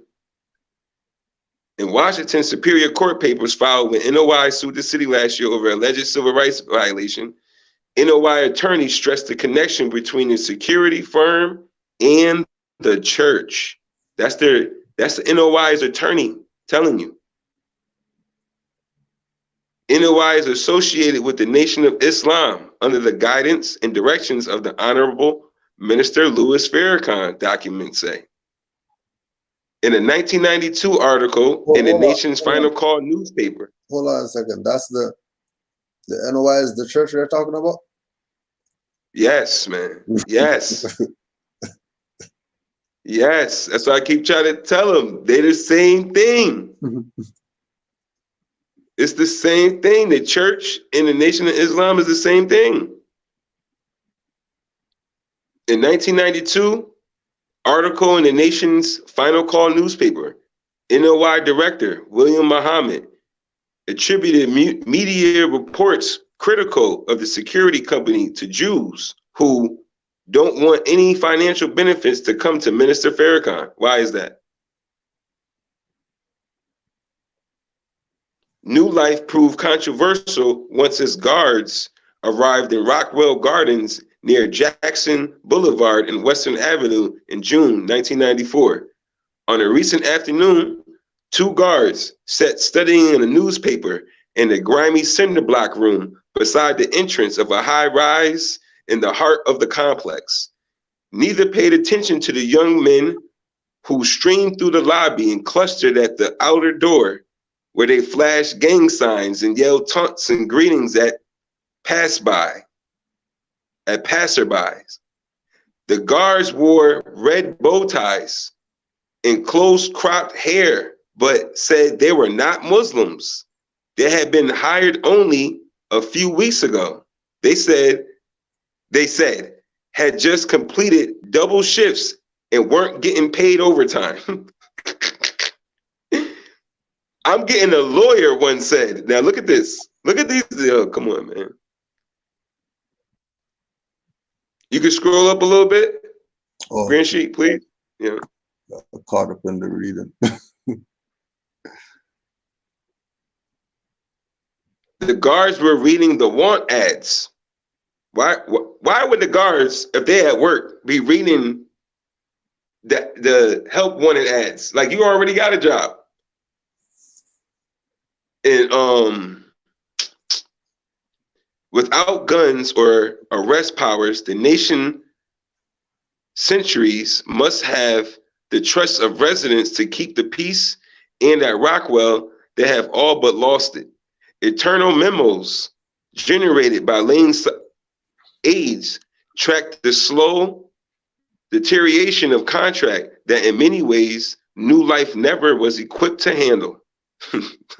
In June, after gang gunfire flared so violently, the janitors left the posts. Rockwell's maintenance managers told CHA police that the feedback he was getting was that the Muslim guards were hassling CHA personnel more than the gang members and drug dealers. Look at this. In inspections over the next few months, CHA staffers found that the New Life had only one guard, and sometimes none, posted at most buildings instead of the 2 required in contract. In October 1994, after a spate of gang violence, CHA officials removed the New Life guards for 9 days to try to regain control.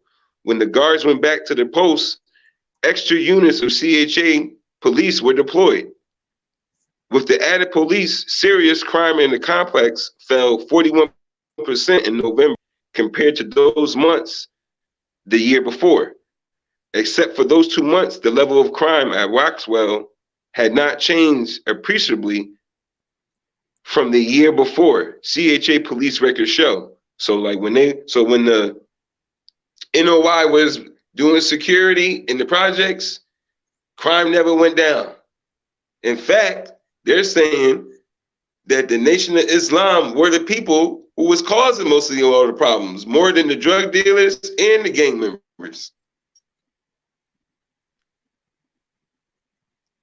It says, on November 2nd, CHA police units covered 3 buildings with no New Life guard on duty, records show. On November 7th, CHA Security Force Chief George Murray reported that New Life had only 1 guard posted per building and said those young men told him they had not been paid recently. The guards currently working may leave in the next few days if the situation is not rectified, Murray reported.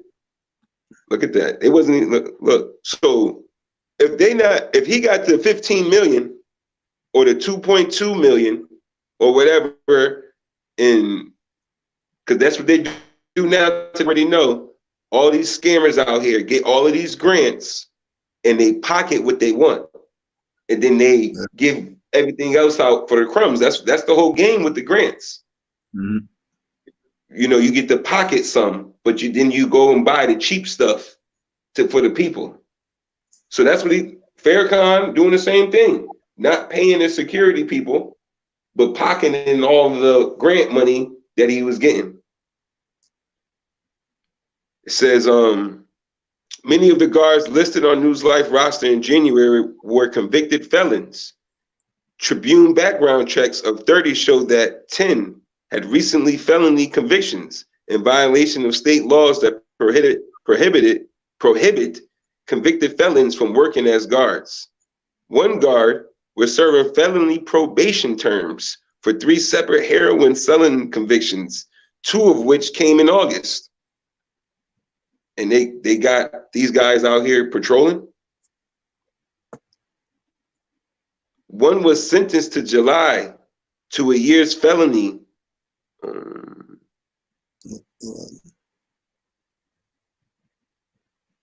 Okay, 1 was sentenced. All right. Yeah. Okay. 1 was sentenced in July to a year's felony probation for carrying cocaine and also was serving a year's conditional discharge for a June misdemeanor conviction of carrying 2 automatic weapons in a car. Another was sentenced in 2 years felony probation in April after police caught him with 43 plastic bags of rock cocaine that he was selling with a juvenile. It was impossible to examine the backgrounds of the 55 guards listed on New Life's 85 guard roster because their identities cannot be verified from available records. New Life had not attempted to register more than a third of its guards with the Illinois Department of Professional Regulation as required by law, state records show. Now look at again. Look at it from the perspective of If they were Moors, if they're Moors, and they know that if we say the name on the license, we're gonna have to do registration and whatever like that. So we'll nationalize people quick fast, and then that's the name that we're putting on the thing. So when it does the search, nothing comes up. But these people are ex-military, ex-whatever. You know what I mean? Street guy used to hold Glocks and all that stuff. So he's a perfect fit to play the role. Once he's gonna go with the side of, you know, adhere to the principles and, you know what I mean, not be a nigger anymore, not calling people black, Negro, colored, and all that. Changing yourself so others could change. Right? Once they're going from the perspective of liberate the minds to liberate the bodies, excellent. But when you're playing a game just to cut corners, so you can get some grant finance, pocket some finance. Because remember, brothers not even getting paid or whatever.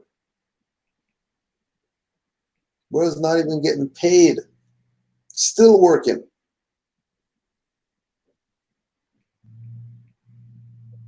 Still working. Not even getting paid. So when they talk about state records showing the names of the security, whatever like that, don't get it twisted. If it was Moors, there wouldn't be no state records to show anything because none of those people would be registered with that corpse. All the people would have free national names that have nothing to do with state records or required by law or Department of Regulation of whatever. It has nothing to do with any of that. Because as Aboriginal Indigenous people, you have a right to do that amongst yourself.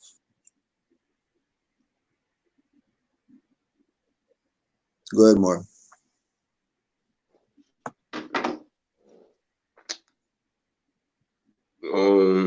Says one was sentenced, another was sentenced to 2 years felony probation in April after police caught him with 43 plastic bags. All right, I read that. New Life. I got it. New Life's contract amounts to $14 an hour for the guards it is supposed to post. However, the guards on duty said they were getting paid $6 an hour. Damn.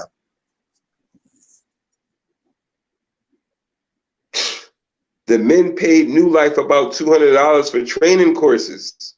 The money is deducted from their paychecks. The many worked for months before they received any training, and some got none at all, according to Eternal CHA memos and guard interviews. $6? What the hell? And you had to pay for training, but they never got the training. Crazy. So they took those notes. They set up a program to take those notes. Sounds like New Life. What the hell is it? Interviews, right? Yeah. Okay. Yeah, go ahead.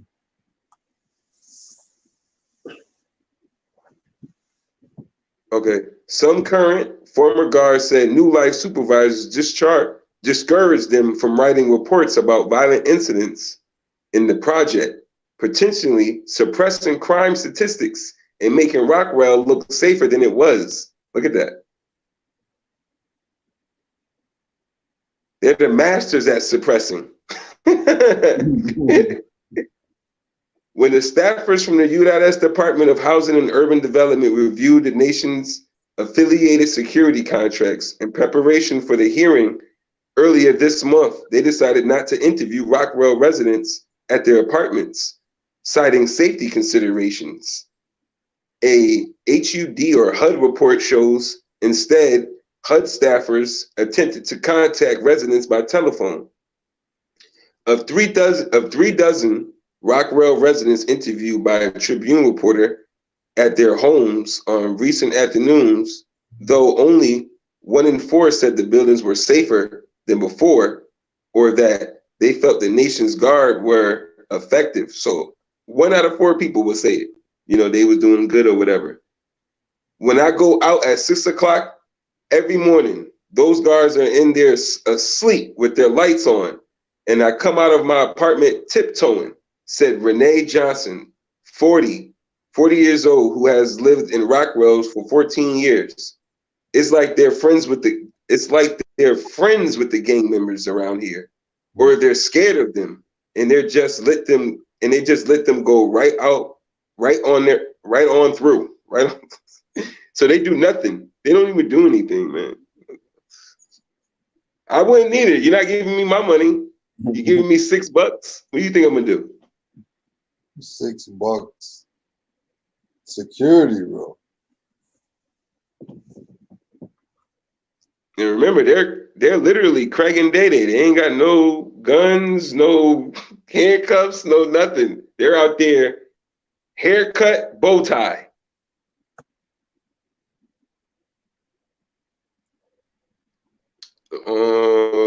Doesn't rock well, okay.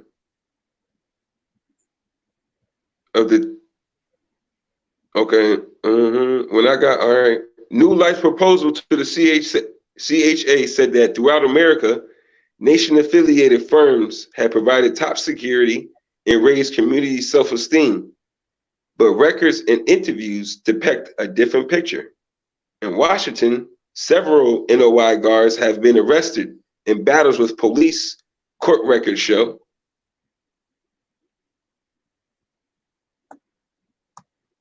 Including 2 indicted on felony charges in March 1994, one for allegedly kicking an officer in the face and another for allegedly trying to grab an officer's gun. In response to these and other arrests, NOI filed a $33 million lawsuit against the Metro Police and city officials, alleging police brutality and civil rights violations. Here we go again. Yeah, and then see, you can't do that. Can't. You can't put yourself in a dead status, then complain about people taking advantage of you when you're in a dead status. Yep.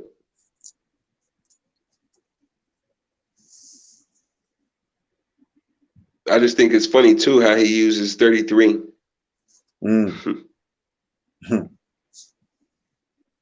Farrakhan, you're not slick, man. You're not slick. You're not slick. In April 1994, NOI lost this other big Washington contract to patrol the 285-unit Clifton Terrace complex because of complaints from residents and police. We had to arrest several security officers who went way over the line with physical restraint, said Sergeant Lewis Cannon, resident of the Washington Police Union and 3rd District officer who worked in the Clifton Terrace. Large contracts also were lost in Los Angeles and Pittsburgh because of conflicts with residents and police, according to records and interviews. In Baltimore, federal auditors concluding that local housing authority was placing its residents at risk because NOI employs so many convicted felons. Which, you try to help out a brother and stuff like that. It's not a diss. You're trying to assist the people. But if you're going to assist the people, but not get them out of the dead status, you might have just left them where they are. Where they was at, they was better off. It was better off because what you're doing now is you're making a perpetual people of people to keep us dumbed down for the next couple of generations by putting that in their head. The black man is God, and ain't no black nothing. But you keeping that up, like to me, if you on drugs or you drinking, people will start distancing themselves away from you because they nobody want to be around all of that. You know what I mean? So you're only going to bring harm to yourself. But once you got the clean cut and you start talking like you're knowledgeable and stuff like that, you'll have young people looking up to you like you're somebody. Mhm. But now you can manipulate them because they think that you're somebody.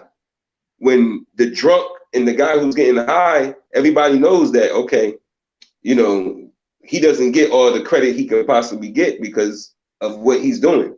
But they're being tricky with the low haircuts and the bow tie. Mm. Now you looking at them like, oh, these guys got to be something. They look neat. They talk well, and no. They're more criminal than the guy who's over there getting drunk and doing on drugs because he only need a couple of dollars. These people taking millions. They don't care about your babies, nothing. They just want to get their cut. That's all they about. Because that's what a grant is, man. You trying to figure out how to get a cut from the same people that they calling their enemy. Says in Baltimore, Instead of giving it all to get some stuff done. Give some people some jobs for real. Yeah. Instead of taking grant funds and then paying yourself when you're getting paid already. How much lectures or whatever you do. Like, come on. You get grant funds, you give people jobs. You're not paying them on $6 an hour, you got $2 million grant or whatever. What are you talking about? Obviously some pocketing's going on. Oh, absolutely. Come on. And then 20, you people are playing around like stuff didn't happen or stuff didn't go down or whatever.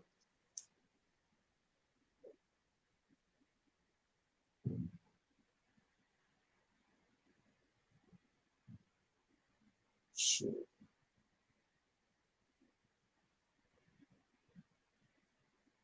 Word, man. It says in Baltimore, federal auditors concluded that the local housing authority was placing its residents at risk because NOI employed convicted. And then that's my other thing with the convicted felons. I'm not saying convicted felons, so-called convicted felons, aren't supposed to have, some means of making a living. My thing is just like how we say, with us coming into this information, like you got to go on RVBA publications for about 2 to 5 years before you start doing anything, because you got to reprogram your mind. Like I understand, felons, whatever they need, but hey, before we start putting them back to where they at, we need to start reprogramming their mind. 5 principles and stuff like that. But because of the Nation of Islam's foundation and how they stole what the Prophet was bringing and manipulated it, now look at this is the trickle down effect that we're reading and we're going over. This is the whole crumbling and trickle because it's going to be destructive because it's not de jour. This isn't what the Prophet brought. So now everything that you do has to have some type of destruction. It can't be all the way with the Prophet brought because you distorted it. So you're going to go through all of these wrinkles, all of these brandings, all of that, all of these hard times because you're not bringing. You just stuck to the plan. None of this will be going on. Looking at it, I'm like, look at all these troubles they're going through because of all of the lies you did, because y'all killed the Prophet. Now we got false prophets running around here. Now look what's going on. You giving the people, you supposed to be helping the people, you helping them, but you still robbing them at the same time. How you doing that? That's like dirty Moors talking about they uplift and following humanity, but still putting their hands on the Moabite. Like, what is you doing? What is you doing? What are you doing? It's the same thing. They supposed to be trying to help people, but they robbing them. They just told the security guard $6, and you got to pay 200 for security training. But there was never any training. But they took the money out their check. That's their own robbing them. Because it's not de jure. The whole thing is based off of a false their false paradigm, which is the so-called Black Nation of Islam or whatever.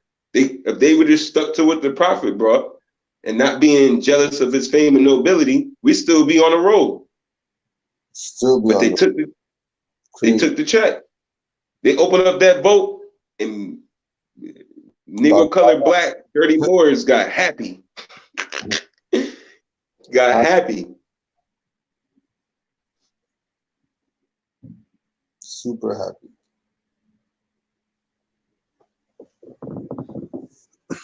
Super happy. I mean, the rest it don't say much in the rest of the article. Yeah.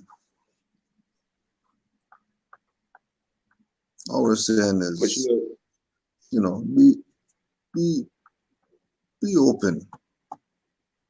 Be open to hypocrisy and contradictions. Don't close yourself off from that reality. You realize that has been your own playing games with you, telling you about liberate this, you getting kidnapped and all this type of stuff when they're getting funded from the people who kidnapped you.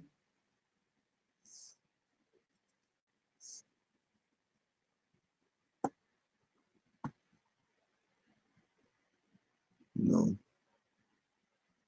Same people that kidnapped you.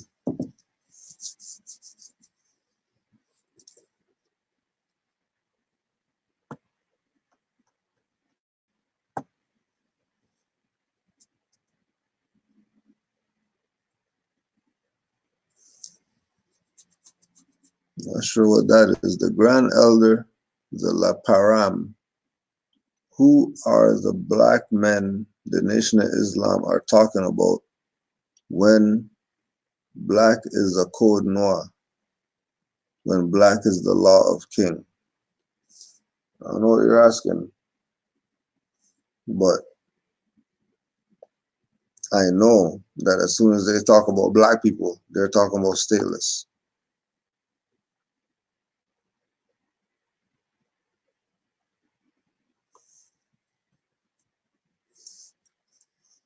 The Muslim men are free men and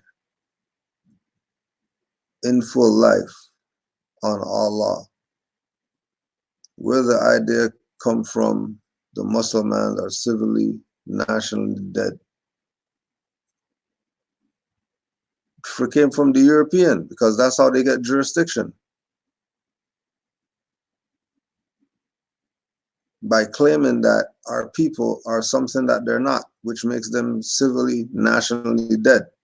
And then our people know that they're Moors in the background, but they're not telling people that they're Moors. They're keeping talking about this black whatever.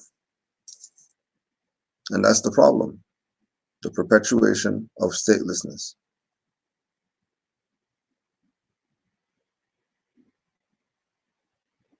Because that's the only way they're going to get their grant funds, if they're stateless people. If nobody's stateless, then people have to go get a job or find something to do. Because he's not going to do a lecture to wake somebody up anymore.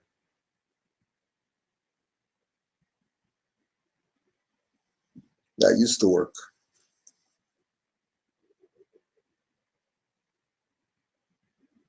It's a lot more.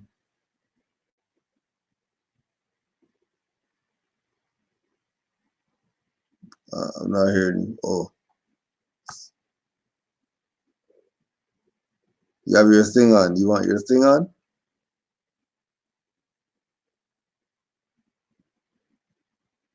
Oh, you have to show. All right, hold on. Hold on.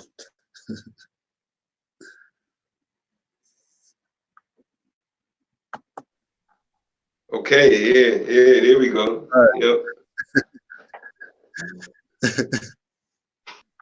Yeah, there we go. Yeah. Yeah, boy. I was just saying, it's a lot of, because the sellout is crazy, Grand Sheik. We know it. The sellout is crazy. It's real. It's been over, well, it's 100 years now, 2020. So-called, it's been almost 100 years. And it's still going. But they starting to look weary. We can see it in the pictures and stuff like that. They taking pictures with Moors more and more. They trying to, but there's a lot of straddling going on. I do see that too. It's a lot of straddling going on. Mm. I wanted to show the picture because I seen your picture. There's a guy in the picture with the same fez I have on. Which picture? And the picture that you have up for the speaking. Who's that, Elijah? Yeah. Yeah. He has on the same headdress as me. Yeah. But why doesn't the rest of his followers have the same fez on? Yeah, they banned it. They banned it and got it out the way. Nobody can wear it. European didn't ban it. So when you walking around and you seeing Moors, unconscious Moors not having their headdress on, we know why now. You would think it was the European. No. Nope. Mm. You looking at the people who banned it.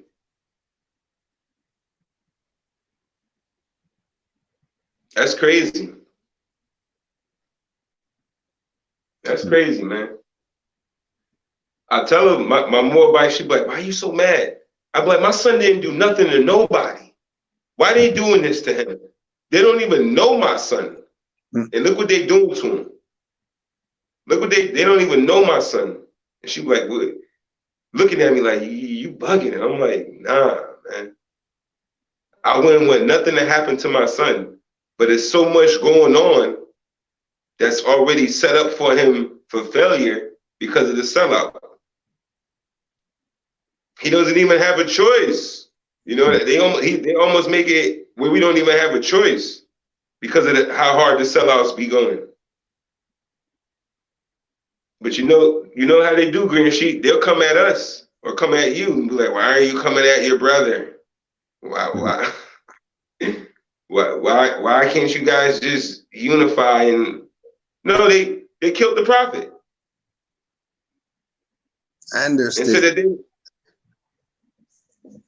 again. And they're stateless. Yeah, that's the main problem. Well, yeah, killed the prophet and said they were him, and then we're supposed to just, unify. That's craziness. They killed the prophet, said he was him, and now we should unify. Forget that stuff and just unify. And then my other thing is, these people with their groups and stuff like that, they the ones that say, oh, the Moors just need to unify with the... No. That's the Boys and Girls Club. I don't care where you go on your extracurricular activity. Like if you want to go bike riding, go bike riding. Like I don't care about what you do on the side. We talking about nationality, bloodline, consanguinity. I don't care about... So that actually bothers me when they try to make it seem like Moors are trying to make somebody join their organization. No, I don't know what you're talking about with that. Sure. I don't know what that is. You don't have to go to a Chinese restaurant to be Chinese.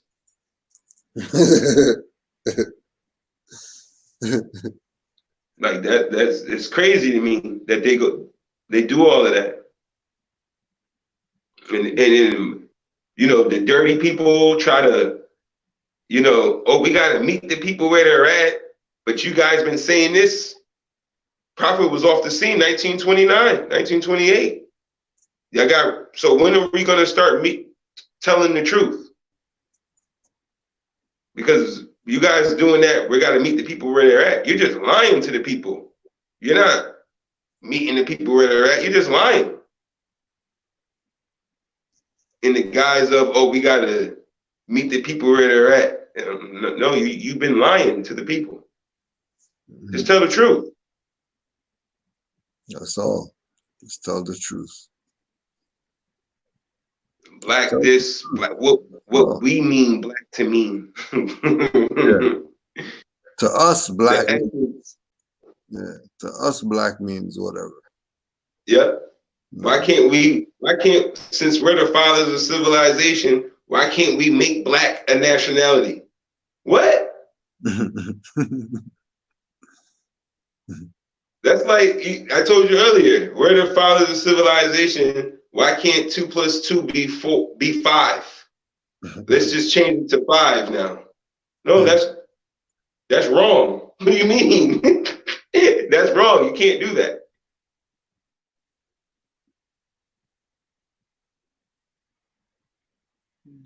Islam. Well, for another good night, we want to give thanks to Brother Yusuf and StreamYard for making it. I like this little thing right here. Make it a little different tonight. Yeah. A little different, a little something. But we'll see what's good. But Islam more. Give thanks, yo. Islam. Yeah, you know. Give thanks to the boys in the chat. Honest to the real prophet. Yeah. Yeah. Honest to the real prophet. Yeah, you gotta start saying that. Yeah, for real. That's the new mantra. Honest to the real prophet. Yep. Peace and love to all Moors. Islam, we're just gonna close you out with our good brother. Our good brother. Always killing them. Islam Moors. Canaanland Moors presents Common Sense. Wait a second. Is this technically a common sense quickie? Let's see. The video is addressing some common sense stuff. Check. But it is addressing specific Moors, which is not really within the realm of a common sense quickie. Well, we actually did a common sense quickie addressing this same Moor when he said nonsense about the Moroccan Empire being gone since the 1800s. That was in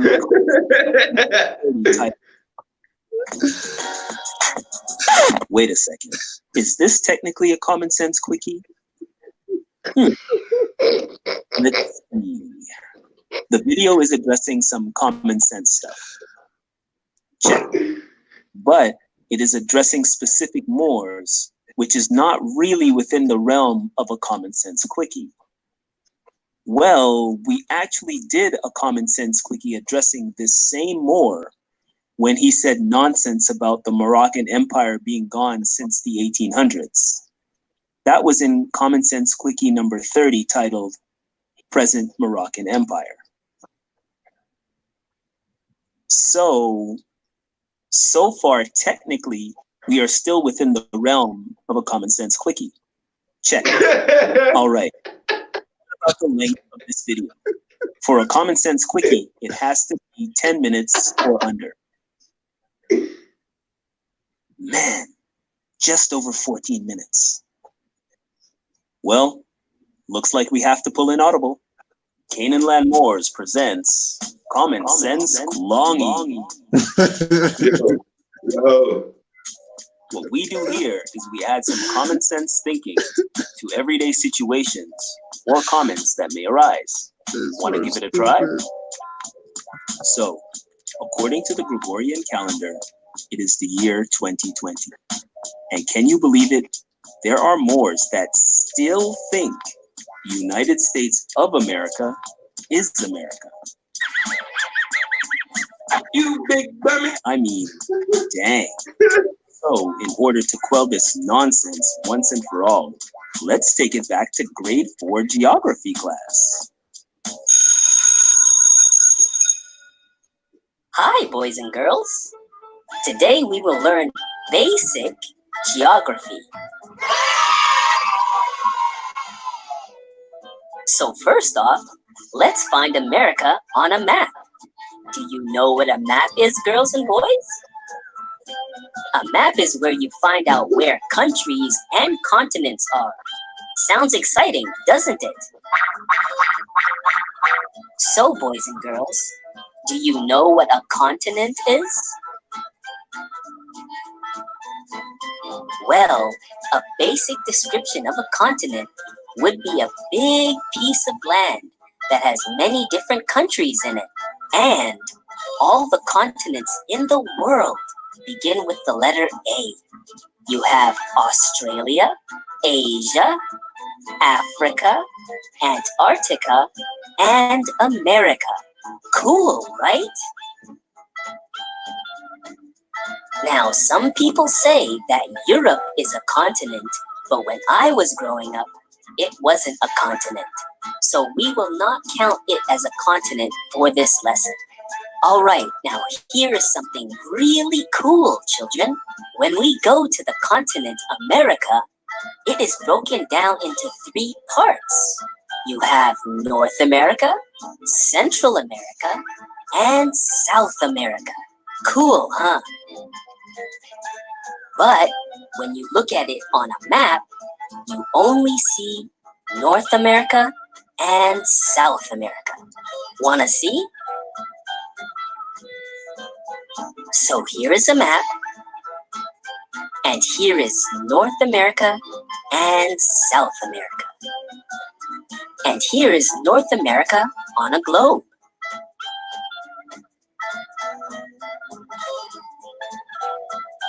Now let's check another map, just in case something was wrong with the first map.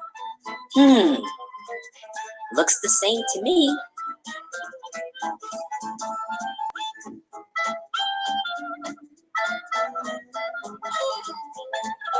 And on another globe, it also looks the same. Isn't that awesome? Alright, so let's focus on North America for this lesson. At North America, you have 3 different countries. You have Canada, the United States, and Mexico. So the blue part that you see, that's Canada. And the green part, that's the United States. And the orange part, that's Mexico. Do you understand? Let's do it once again. So the blue part that you see, that's Canada. And the green part, that's the United States. And the orange part, that's Mexico. Simple, isn't it?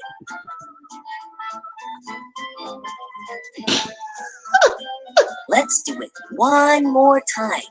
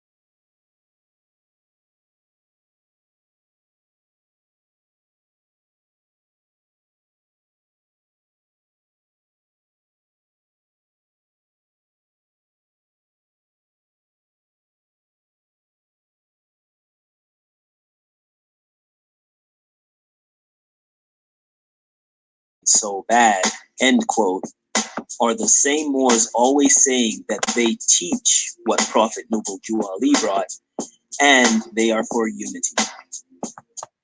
There are actually grown-ups that think the United States is America. Isn't that silly? But now that you have seen on a map that America is a continent and not a country, that makes you smarter than those grown-ups, right? Hey, you know what we call those grown-ups? Big dummy.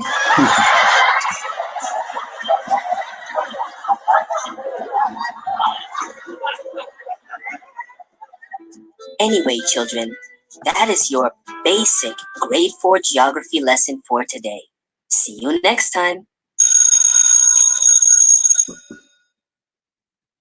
So now that we have sent the children off, let's deal with the Prophet's literature.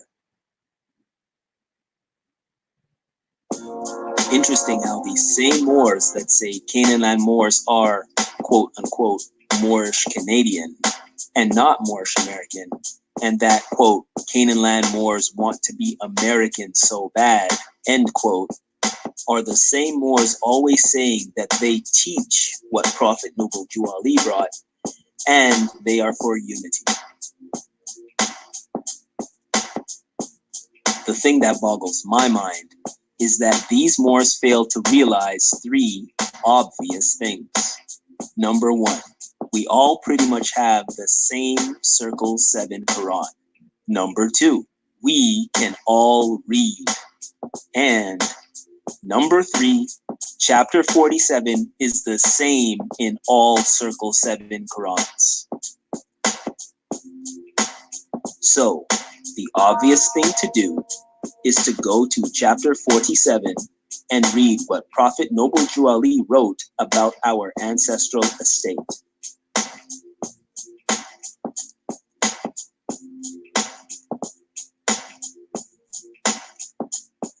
Chapter 47, section 6 reads, "The Moabites from the land of Moab, who received permission from the pharaohs of Egypt to settle and inhabit northwest Africa.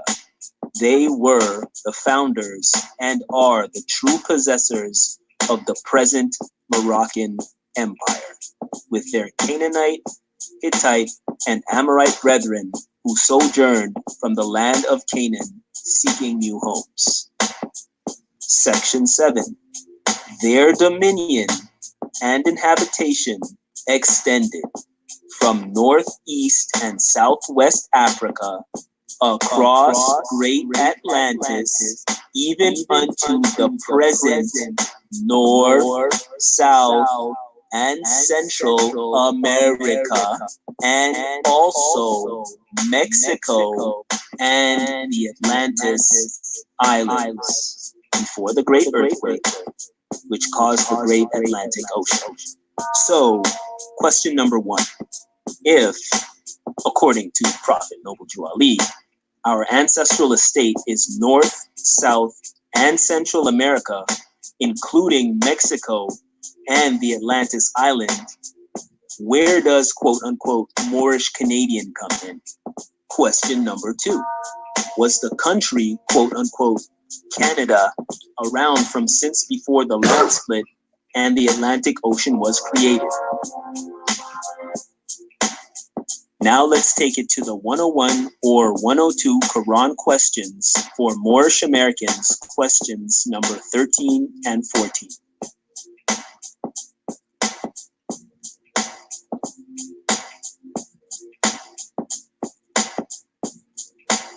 Question number 13. What is your nationality? Answer, Moorish American. Question number 14. Why are we Moorish Americans? Answer, because we are descendants of Moroccans born in America. So number 13 says our nationality is Moorish American. And number 14 says why we are Moorish American. So please show us where in there does it say anything about Moorish Canadian. Now let's go to numbers 19 through 21. Number 19. What kind of flag is the Moorish? Answer. It is the red flag with a 5-pointed green star in the center. Number 20. What do the 5 points represent? Answer. Love, truth, peace, freedom, and justice. Number 21. How old is our flag? Answer. It is over 10,000 years old. So if our flag is over 10,000 years old, is the country of quote unquote Canada 10,000 years old? Even better, is the United States 10,000 years old? Did the present borders of the United States exist 10,000 years ago?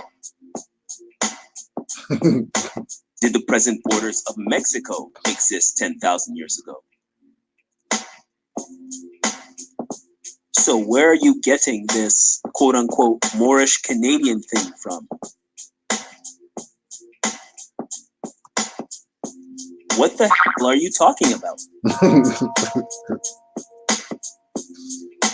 You keep saying that you only deal with the Prophet's literature and, quote, you are bringing what Prophet Noble Drew Ali brought, end quote, but we have the same literature and we can read and we know basic geography. So you are blatantly going against chapter 47 in the Circle 7 Quran, and you are blatantly going against the 101 questionnaire when you fabricate this quote-unquote Moorish Canadian nonsense, which also means you are blatantly going against the Prophet. Period. And to the other Moor, or any other Moors for that matter, talking that quote-unquote Moorish Canadian nonsense and talking about we want to be Americans so bad, we suggest you all go back to grade 4 and learn basic geography. America is a continent, not a country.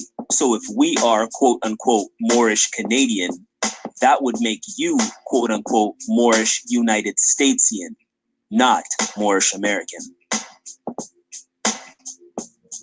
You all should be smarter than that. I mean, what? Moors are supposed to be navigators, correct? But you all don't know how to read a map? You all don't know the difference between a country and a continent? When the Prophet said North, South, and Central America, he was not speaking about North, South, and Central United States. He was speaking about the continent, as expressed in chapter 47, number 7 of the Circle 7 Quran. Period. You Moors are breaking a lot of sevens with this quote-unquote Moorish Canadian nonsense. You all should be more intelligent than that. So, Canaanland Moors are Moorish Americans.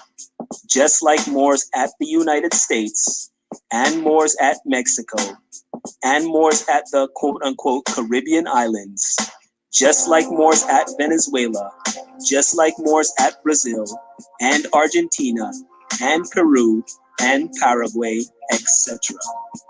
Period. You big cold-blooded dummy. Common sense was made before book sense.